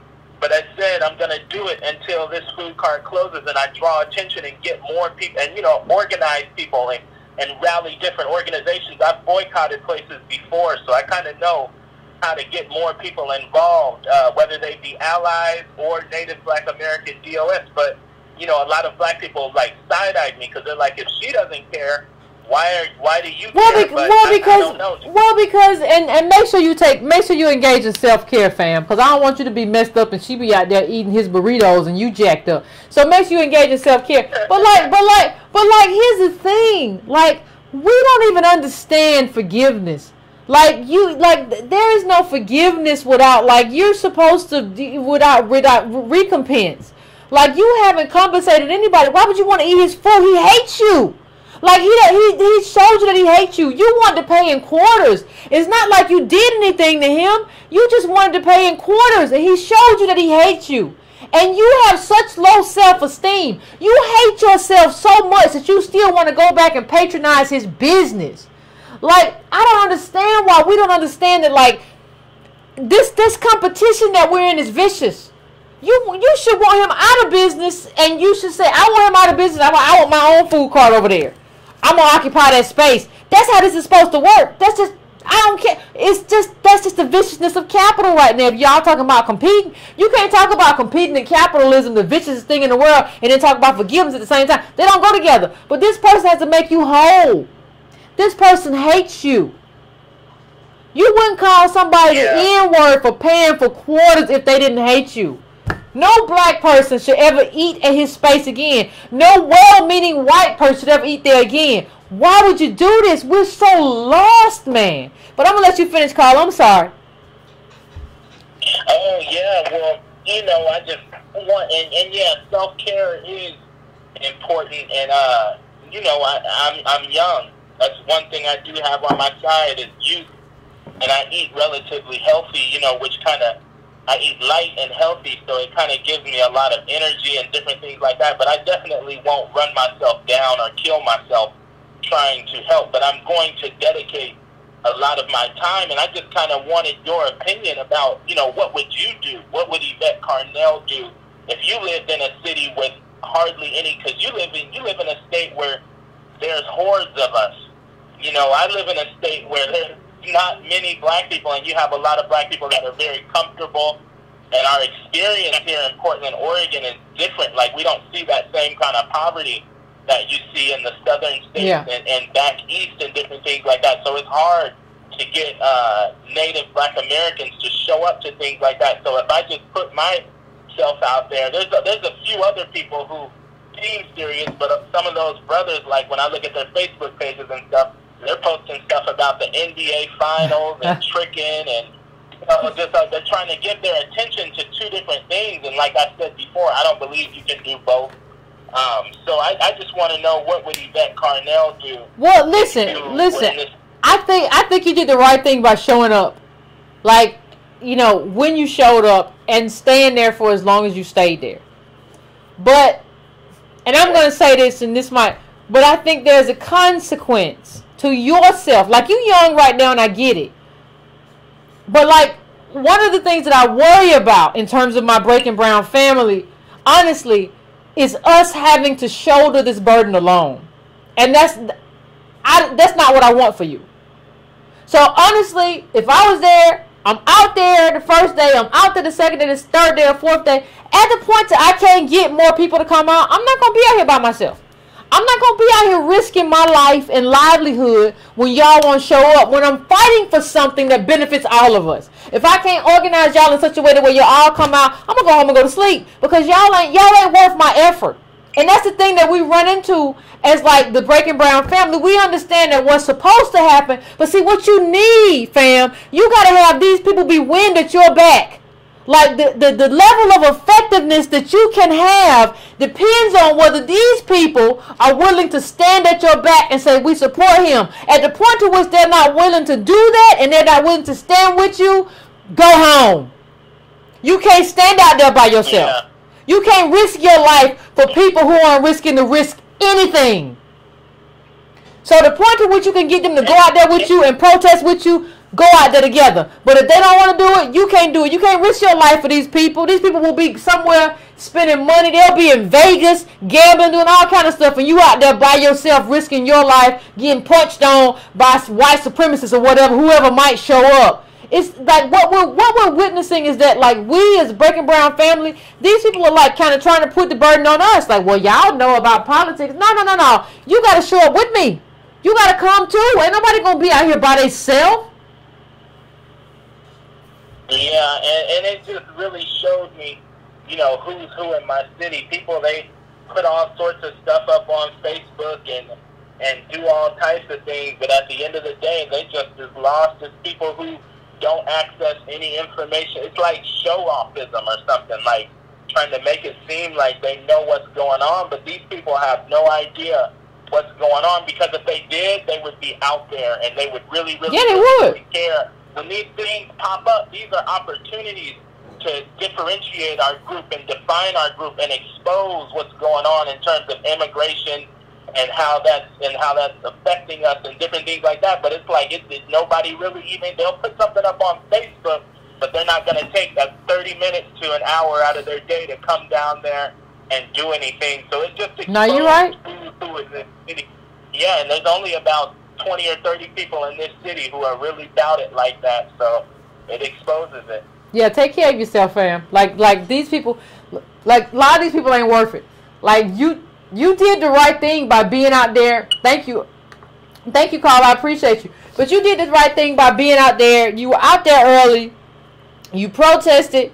You tried to get people involved. This little silly broad who was complaining or whatever, all of a sudden I'm gonna eat the food truck again. I hope he's spitting your food. But like you did what you could. Like that was your effort. You put in enough effort. You don't. People don't get to keep piggybacking off of your effort. You come home tired all the time and whatever. No. We have to, Breaking Brown fam, we know more than a lot of people. We access data, but we also got to engage in self-care. We can't shoulder everybody's burden. We got to be out there and we got to be leaders. He did lead. You did enough. The one who got the bottle of sriracha and squirted at her and the Gatorade thrown at her, she not going to be out there no more. You did enough. You can go home and take a nap now. 610-610, I'm coming to you. What's your name and where you calling from? Hey, Yvette, this is Maurice. I'm calling from Phoenix. I'm originally from Philly. Okay. How are you tonight? What's going on? Just a few things. I could give you a whole story, but yeah, based on what the brother was saying that drove the truck, and also the brother that was in Portland, yeah, I feel as though if you're a Black American and you're not on board for politics and reparations, you might as well revoke your citizenship. You know what I mean? Like, there's no point of you even being a citizen at this point if you're not trying to be on code as far as, getting reparations and political things like that. Yeah, no, I agree. But go on, Carl. I'm sorry. I know, you're right. I'm just saying, it's just really frustrating because it's like I talk to my friends all the time. And it's like I send them articles and things like that, and it's like they're so stupid. I hate to use language like they're so stupid. They're like they're idiots because, my one friend, I told you I'm from Philly, and Philly is very, poverty-stricken, urban decay, just like a lot of cities across the country. Because I drove to Phoenix when I moved over here, so I've seen a lot of things too. But he actually, asked me a few weeks ago, could I co-sign him for an apartment or something like that? This guy's been locked up 2 times and things like that. So it's kind of just weird to me, type of mindset. Don't do it. Don't you do it. Don't do it, I said. Don't do it. Okay. Oh, yeah, hell no. But it's like, but I just sent him a Democracy Now! Article about how they're redlining in Philly, how they can't get apartments and things like that. And I guess he just blatantly ignored that and asked me and a few other friends, could we co-sign for it? I'm looking at the text message like he's stupid, like he's an idiot. I'm like, these people, it's like you said, you got to set boundaries with people at this point. It's like you can't keep talking to certain people because they are very, negative in some type of fantasy land when it comes to what's really going on out here. And just a few more things. I don't want to hold you up too long. A few more things, but my wife, she works for an insurance company, and she sees policies of $1 million houses, and these people aren't even from this country. They're immigrants. They have accents when they talk, and they have $1 million houses in California, 29 years old, 33 years old. You know what I mean? Like, it's really, ridiculous out here to the point where it's like you can't. But we built this country, right? We built this country with free labor, and everybody else is getting $1 million houses. Right, yeah, and that's what I'm saying. It's like, you know, you try to talk to other Black Americans, and it's like they're like, oh well, you know, I got this job, I'm making $8,000 a year, but they, like you said, they don't understand this, the income versus wealth, and they don't get like what's really going on out here. Like I said, I live in Phoenix, and I see these people have houses in the mountains, like built inside mountains. And these are like very big houses where it's like a Dexter laboratory type. I know. I like used to. Laboratory there. Fam, I know exactly. I used to live in Arizona. I used to live in Tempe. I know exactly what you're talking about. Ooh. Yeah, so it's like they don't understand. They don't understand the type of wealth communities. You gotta have gate codes to go into. They got security right at the front. You can't go in there unless you have a gate code. These houses, like you said, placed in the mountains. But all right, so like few more things. All right, we're trying to get over. But I used to drive for Uber. I picked up a hitchhiker before. This guy shot up heroin in the backseat of my car. What? What? What? Yup. There you go. I was trying to be an entrepreneur. I was listening to none of his voice walking, trying to be an entrepreneur. This guy shot up heroin in the back of my car. Like, what the hell? Like, I'm just like, all right. Then I got in an accident right before I left. I hit my post office shop right before I left to move over here.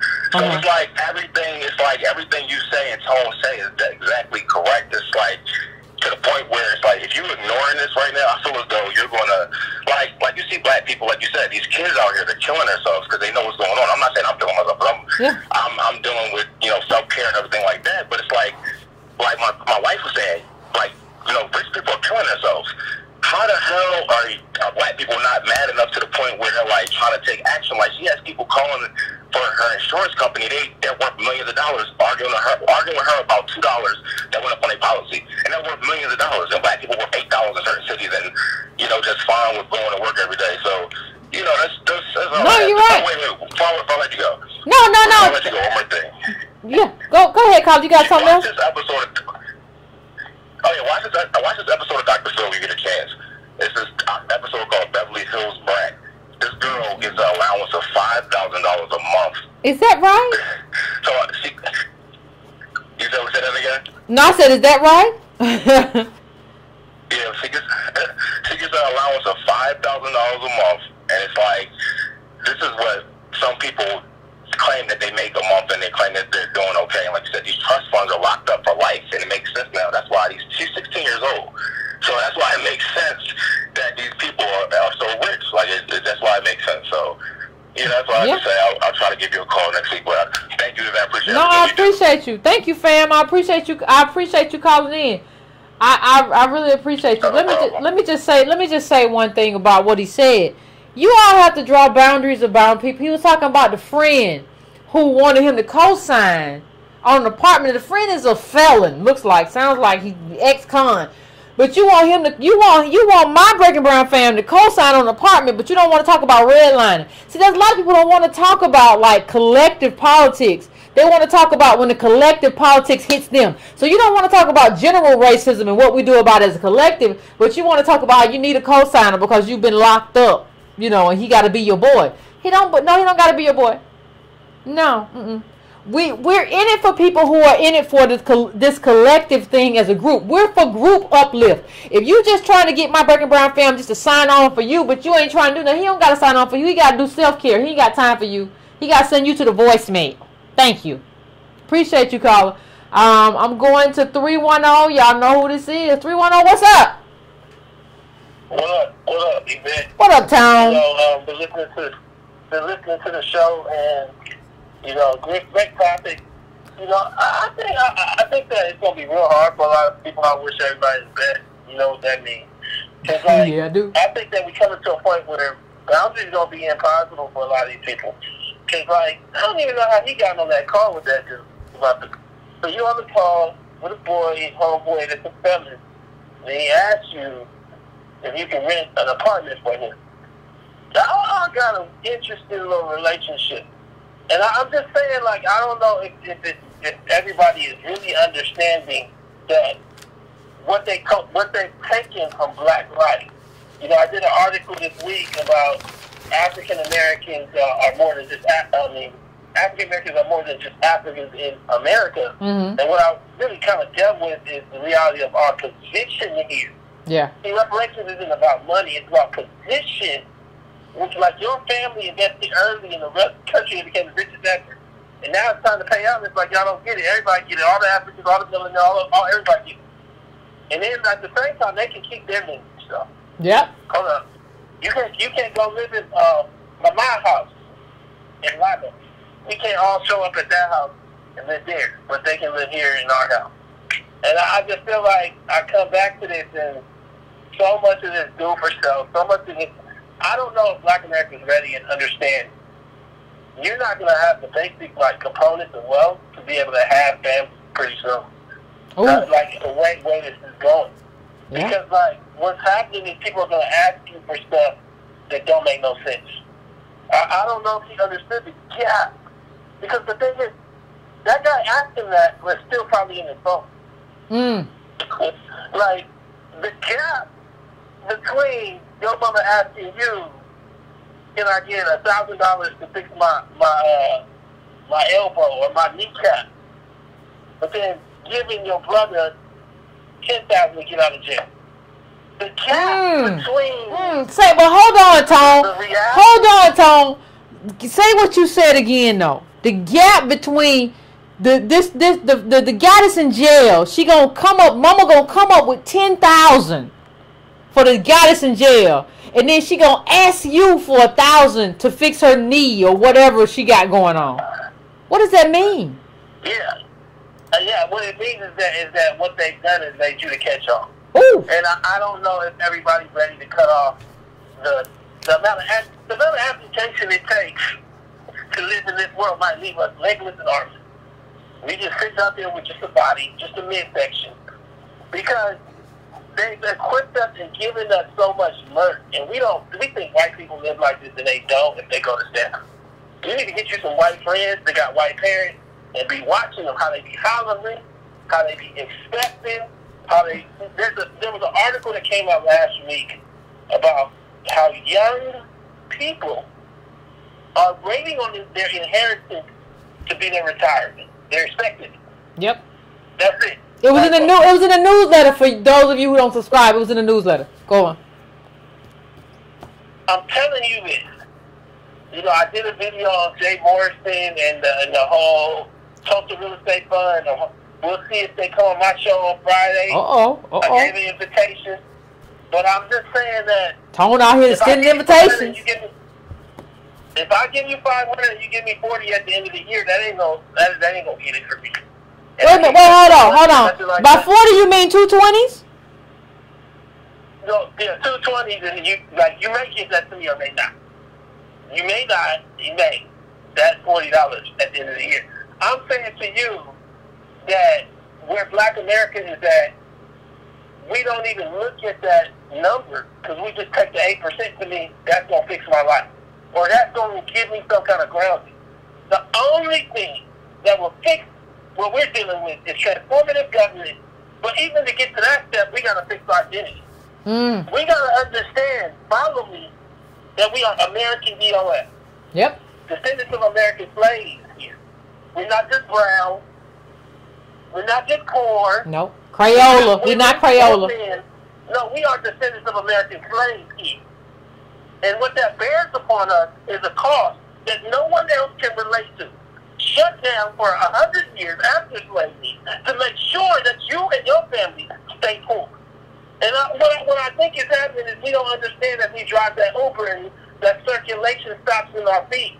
That Uber is the expression of instability. There is no freedom in having to pick up someone to shoot up in the back of your car. Come on. And I'm just saying, as I close out, I come back to the top and tell y'all now. Yvette been dropping it in and out about boundaries. I'm just saying to you guys that some of these things y'all saying, when I hear somebody tell me they got a wife in the other room that don't want to hear Yvette talk about black life, y'all got some talking to do. Because it might be time to break up. Because she ain't talking about no crazy stuff like Bigfoot running down the street or UFOs. She is talking about the consequential reality of black life.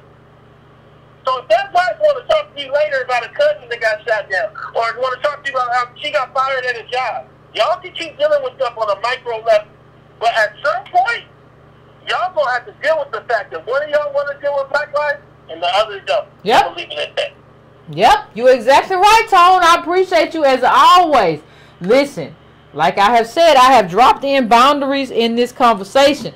And Antonio said something was very, very important. Breaking Brown family, we kind of viewed as a catch-all. We be reading stuff, out here doing stuff, out here understanding stuff, and people want to be like, well, yeah, I got you, but can you sign on this? No, I can't sign on nothing. As a matter of fact, don't call me no more. We're not, no. Because I like to talk about politics and understand what it means to be an adult and understand black life, and you want me to sign some stuff that isn't beneficial for me to sign. I don't want to do this. And I think that's what has to happen. But that's hard because it's not in our mind. But these people are going to be very detrimental to us in terms of our boundaries. And in terms of like what we want to do. We have to be around other Breaking Brown family.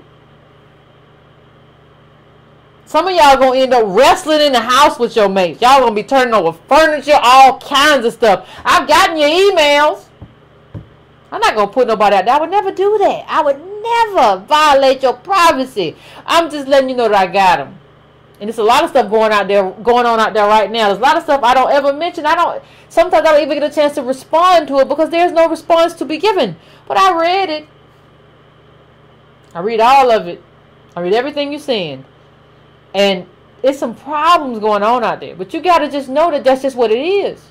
Nothing you can really do about it. You got involved with somebody who was on the wrong page of everything and who had been indoctrinated with all the wrong ideas and all the wrong beliefs. The only thing you can do now is part amicably. As best you can. Because, like, this is where we are. You got this dude, you got a husband over here. All he do is NBA all the time. You got a wife over here. She's just this Real Housewives of Atlanta. Nobody wants to deal with the reality of black life. Now, maybe you didn't know when you got together with these people. Now you know, and now you're in quite a pickle. So you got to try to teach that person. And the conundrum that you run into is like what happens when that person refuses to learn. I can't help you exactly, but I know this is quite a position for you to be in. And I know that a lot of you are in it, again, because I read the emails. So, I'm going to the last caller tonight, 757-757. I'm coming to you. What's your name? Where you calling from? Hello, my friend, Miss Cornell. What's going on, Otis? What's up? Look, I probably shouldn't do this, but I can't resist it. I'm going to read this short paragraph to you. Okay. Because I'm thinking that it was sent with sincere love and intent to help grow your audience. Okay. Wow. This was supposed to be a serious article.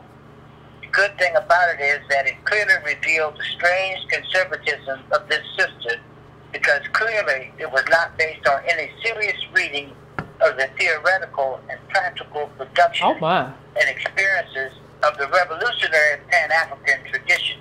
Okay. But what is even more trouble about these kinds of conversations is that folks can get away with most of this pedestrian, superficial position as it relates to black folks. This is actually a reflection of internalized racism of many folks who feel that can know the extent of intellectual and political tradition without even studying it.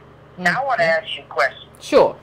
Would you expect this to be a paragraph from a man that paraded himself as the number 2 on a national ticket running for president? No. Because I'm gonna go on the record on air telling you, it's typical of what I've encountered with most people that have sheepskins in position that know how to come up with a smorgasbord of hogwash to sound intelligent. When you can't deconstruct that paragraph and come up with anything practical or acceptable for what we're going through today. And I'm going to say that because at my age, I really don't give a damn what he thinks of me. And I've listened But here's the thing, like, I think, are you talking about Ajuma Baraka? What is his name? Yes, I am. See, the thing is, and like I blocked him a long time ago, but the thing is, like I have been asking people all week, can you, and if you don't know, Otis is talking about this Pan-Africanism debate. I've been asking people all week, just show me some tangible results, and what people have been doing is giving me symbolism, is giving me cultural, and we don't understand timing. Go ahead. And please, you know, we've had our discussions and Sure. some things I agree on, but I want to make sure that I say this to you, because I curated some of this stuff. I sent it to you, Yeah. and I've been very pointed in my responses to both him and Jared Baldwin, and I respect both of them. I do and too. I made it clear to them that this is something that bothers me when I see people that are supposed to be intellectual. When you have the nerve to come on a page about someone else's post and make an assertion that they don't know anything about the subject, Yeah. because they don't agree with you. Yeah. Now I'm going to ask you, I'm sure that you read plenty on that Pan-Africanism, everything from God. I have. Straight on I have. to exactly, and I told him, here's the point I want to make to the general listeners here. Anytime you find somebody supposed to be of any kind of position or intellect, and they start a debate with you, and rather than debate the issue, they turn on the person and start critiquing their opinion of them, they've lost the fight and they have nothing to bring to the battle.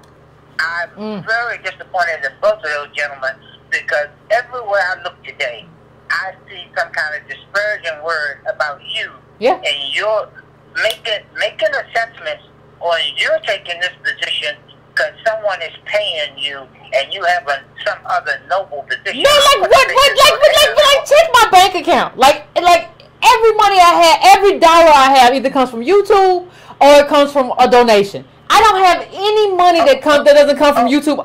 Nobody's paying me, dude. Oh, wait a minute.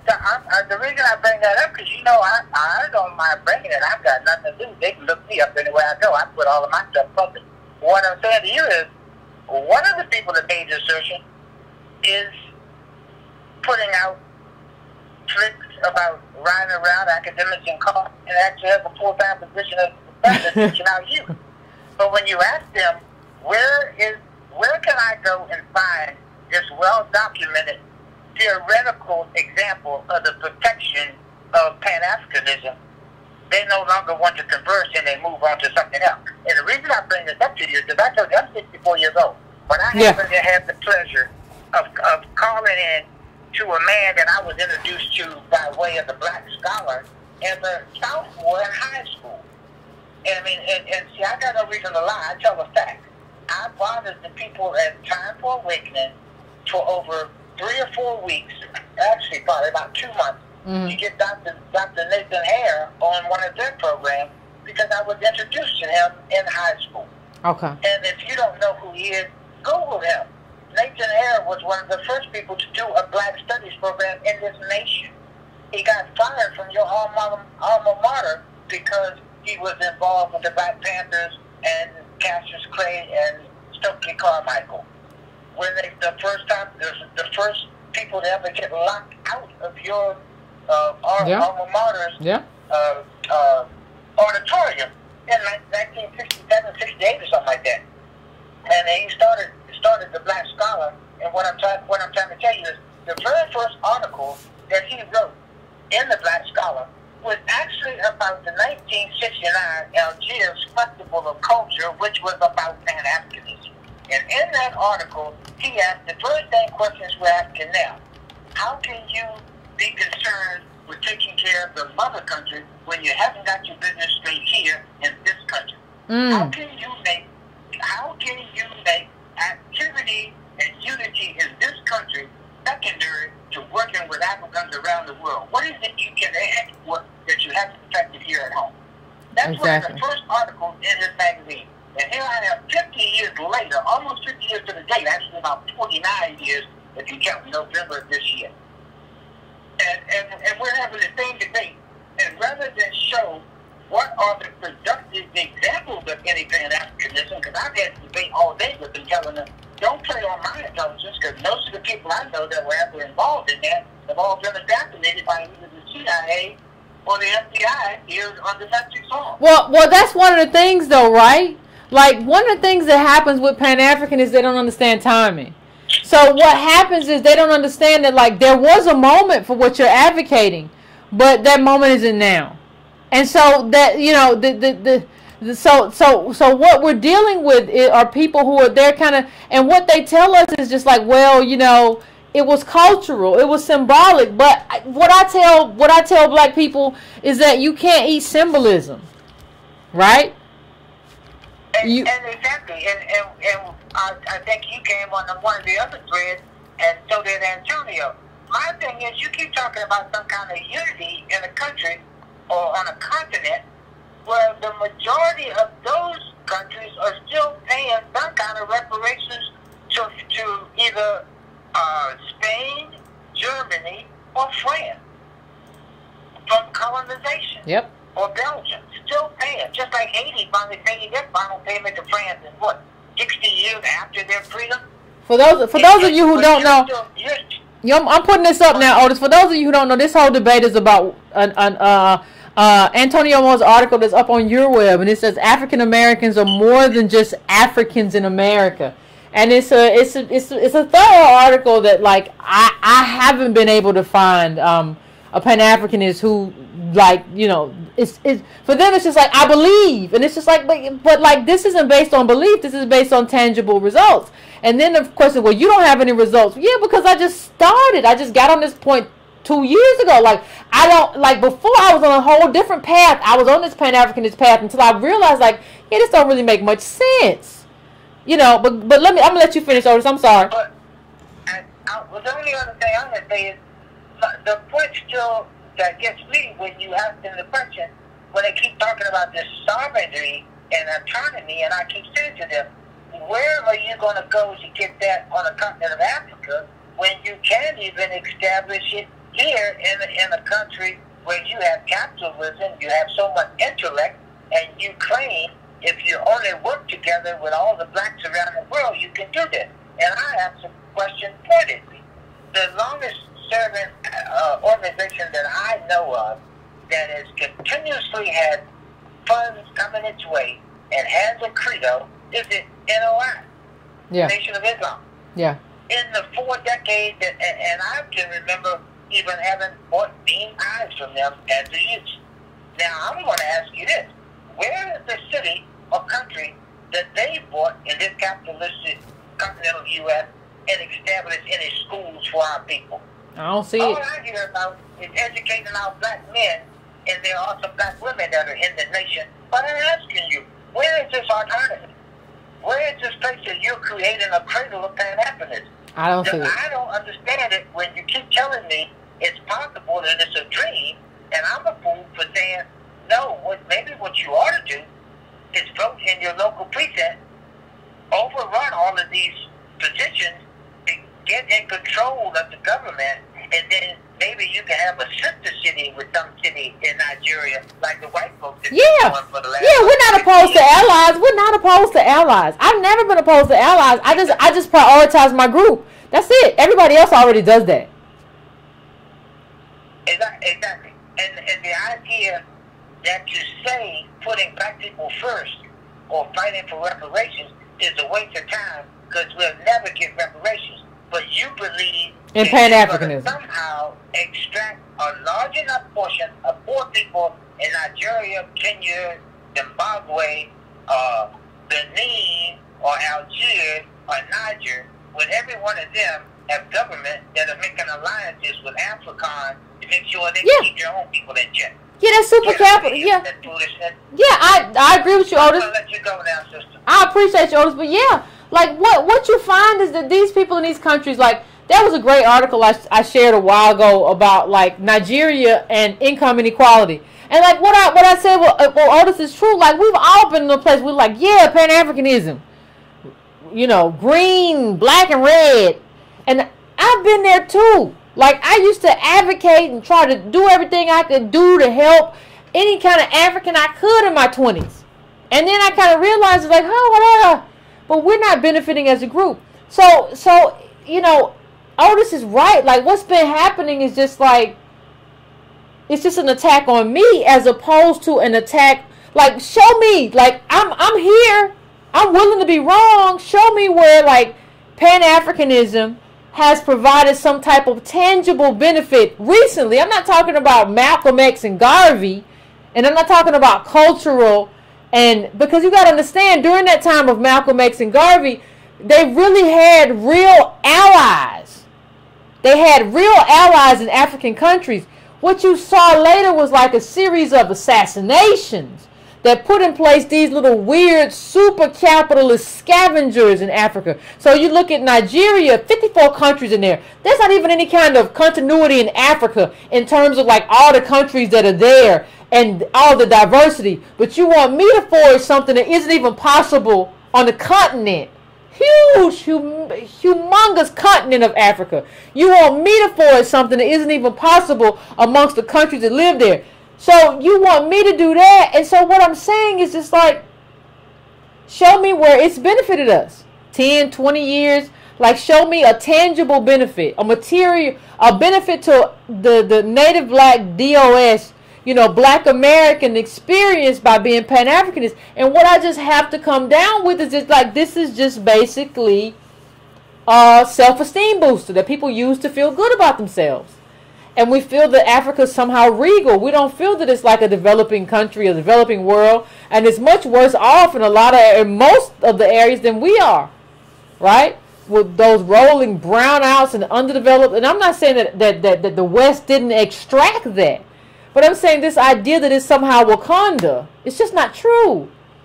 And so, because we don't travel as much as we could if we had money, we don't get to go there and see that, like, wait a minute, you need my help, not the other way around. So, you know, it's a very interesting, you know, we have to understand that Africa's not a country. Africa's a continent. It's a continent. It's a huge continent. It's a continent with 54 countries. A continent, it's a huge landmass. A continent, I don't think people understand. A continent with 54 countries. We live right here on North America, and we have us, Canada, Mexico. This is an enormous continent with 54 countries, and there's an enormous amount of diversity on that continent. We're talking about physically, ethnically, like culturally, but somehow you expect descendants of slaves in America to connect to like these 54 countries. And most of us who are descendants of slaves, we come from like Benin, these West Coast, these West African, you know, slave trading countries. These are a small handful. So why are we expected to forge some kind of relationship with all the rest of them that we really have no relationship with? It's a continent. 54 countries. Like, do you understand? Like, what you're really doing is just keeping us lost and confused. Like, I'm convinced. Benin sold us. Like, Benin has apologized for selling us into slavery. They have apologized for it. So all of this stuff that, well, I'm just making up stuff, it's just propaganda. No, this is just, it is what it is. And I don't understand what the expectation is in terms of who we should be in response to what happened to us. It's almost as if we got to America, right? And America gave us a bunch of millions and millions of dollars. So we're real rich. So the responsibility is on us who are real rich to take care of somebody within the 54 countries in the landmass of Africa who are poor. No, we haven't gotten anything. We're in the richest country in the world and we have nothing. How does this work, though? Like, how does this Pan-Africanism thing work? Like, if you sold me to these white people, how do I then have solidarity? I don't understand what you're talking about, really. So, nobody's been able to really explain that to me. A lot of people have yelled at me. A lot of people have screamed at me. A lot of people have told me that I hate African people. And I have, like, my record is unparalleled in how I've tried to help people from Africa. Unparalleled. I don't have any kind of, I'm not upset. I I'm not. I'm trying to figure out what's best for like Native Black people. But but before I go, let me just help y'all understand something. All of y'all who are upset with me and yelling at me on Twitter, understand that all of this stuff is like water off a duck's back. You ever seen water get thrown to a duck's back and the duck just shake it off their butt? That's me. Shake it off. It's not a big deal. Like, it's an intellectual debate and I appreciate it, but it's not a big deal. I'm not hurt. I'm not somehow upset. You know, Africa's not unified. Africa's not a harmonious place. We saw people in South Africa chasing immigrants with machetes. We see all kind of stuff. That's what happens. Like, we tend to believe that it's not that way. That it's not as diverse as it is because of like how white America or white Westerners in general have kind of caricatured Africans. But it's a very diverse place. If you want to, like, listen, if you ever want to hear somebody tell you that you're not African, go to an African country. When I went to Liberia, the first people that told me that I wasn't one of them was other Africans. And I'm not trying to put this forth as some type of anecdotal thing. It's just that they were right. I'm not. Like, once you get here and you're mixed with slaves and slave owners, you become something very different. Once you become part of a westernized world and that culture, you become a very different thing. It's not your fault. It's not our fault. Right? In African countries remain closed off to each other. So they're closed off to each other, but you want me to have some type of bond. It's not possible. And it's not my fault. It's not our fault. This is just the world that has been made for us. And so you have to understand that, and people have to grow up. You can attack me all you want to. I don't care. I'm not invested in like my identity and what you think and all. It's okay. It's all right. So I want to thank everybody for showing up tonight. For having a great conversation. Wednesday, we're going to have another conversation about a different political topic. Please like, please subscribe. Please hit the bell so you get notifications when I come on. If you want to donate, go to donatebrown.com or go to breakingbrown.com to make one-time or cyclical donations, or patreon.com. I appreciate it. Please share this with your friends to it's really good to get a gauge of like where they're coming from and how much they're willing to engage and how much they're willing to put skin in the game, so you know what kind of boundaries to draw.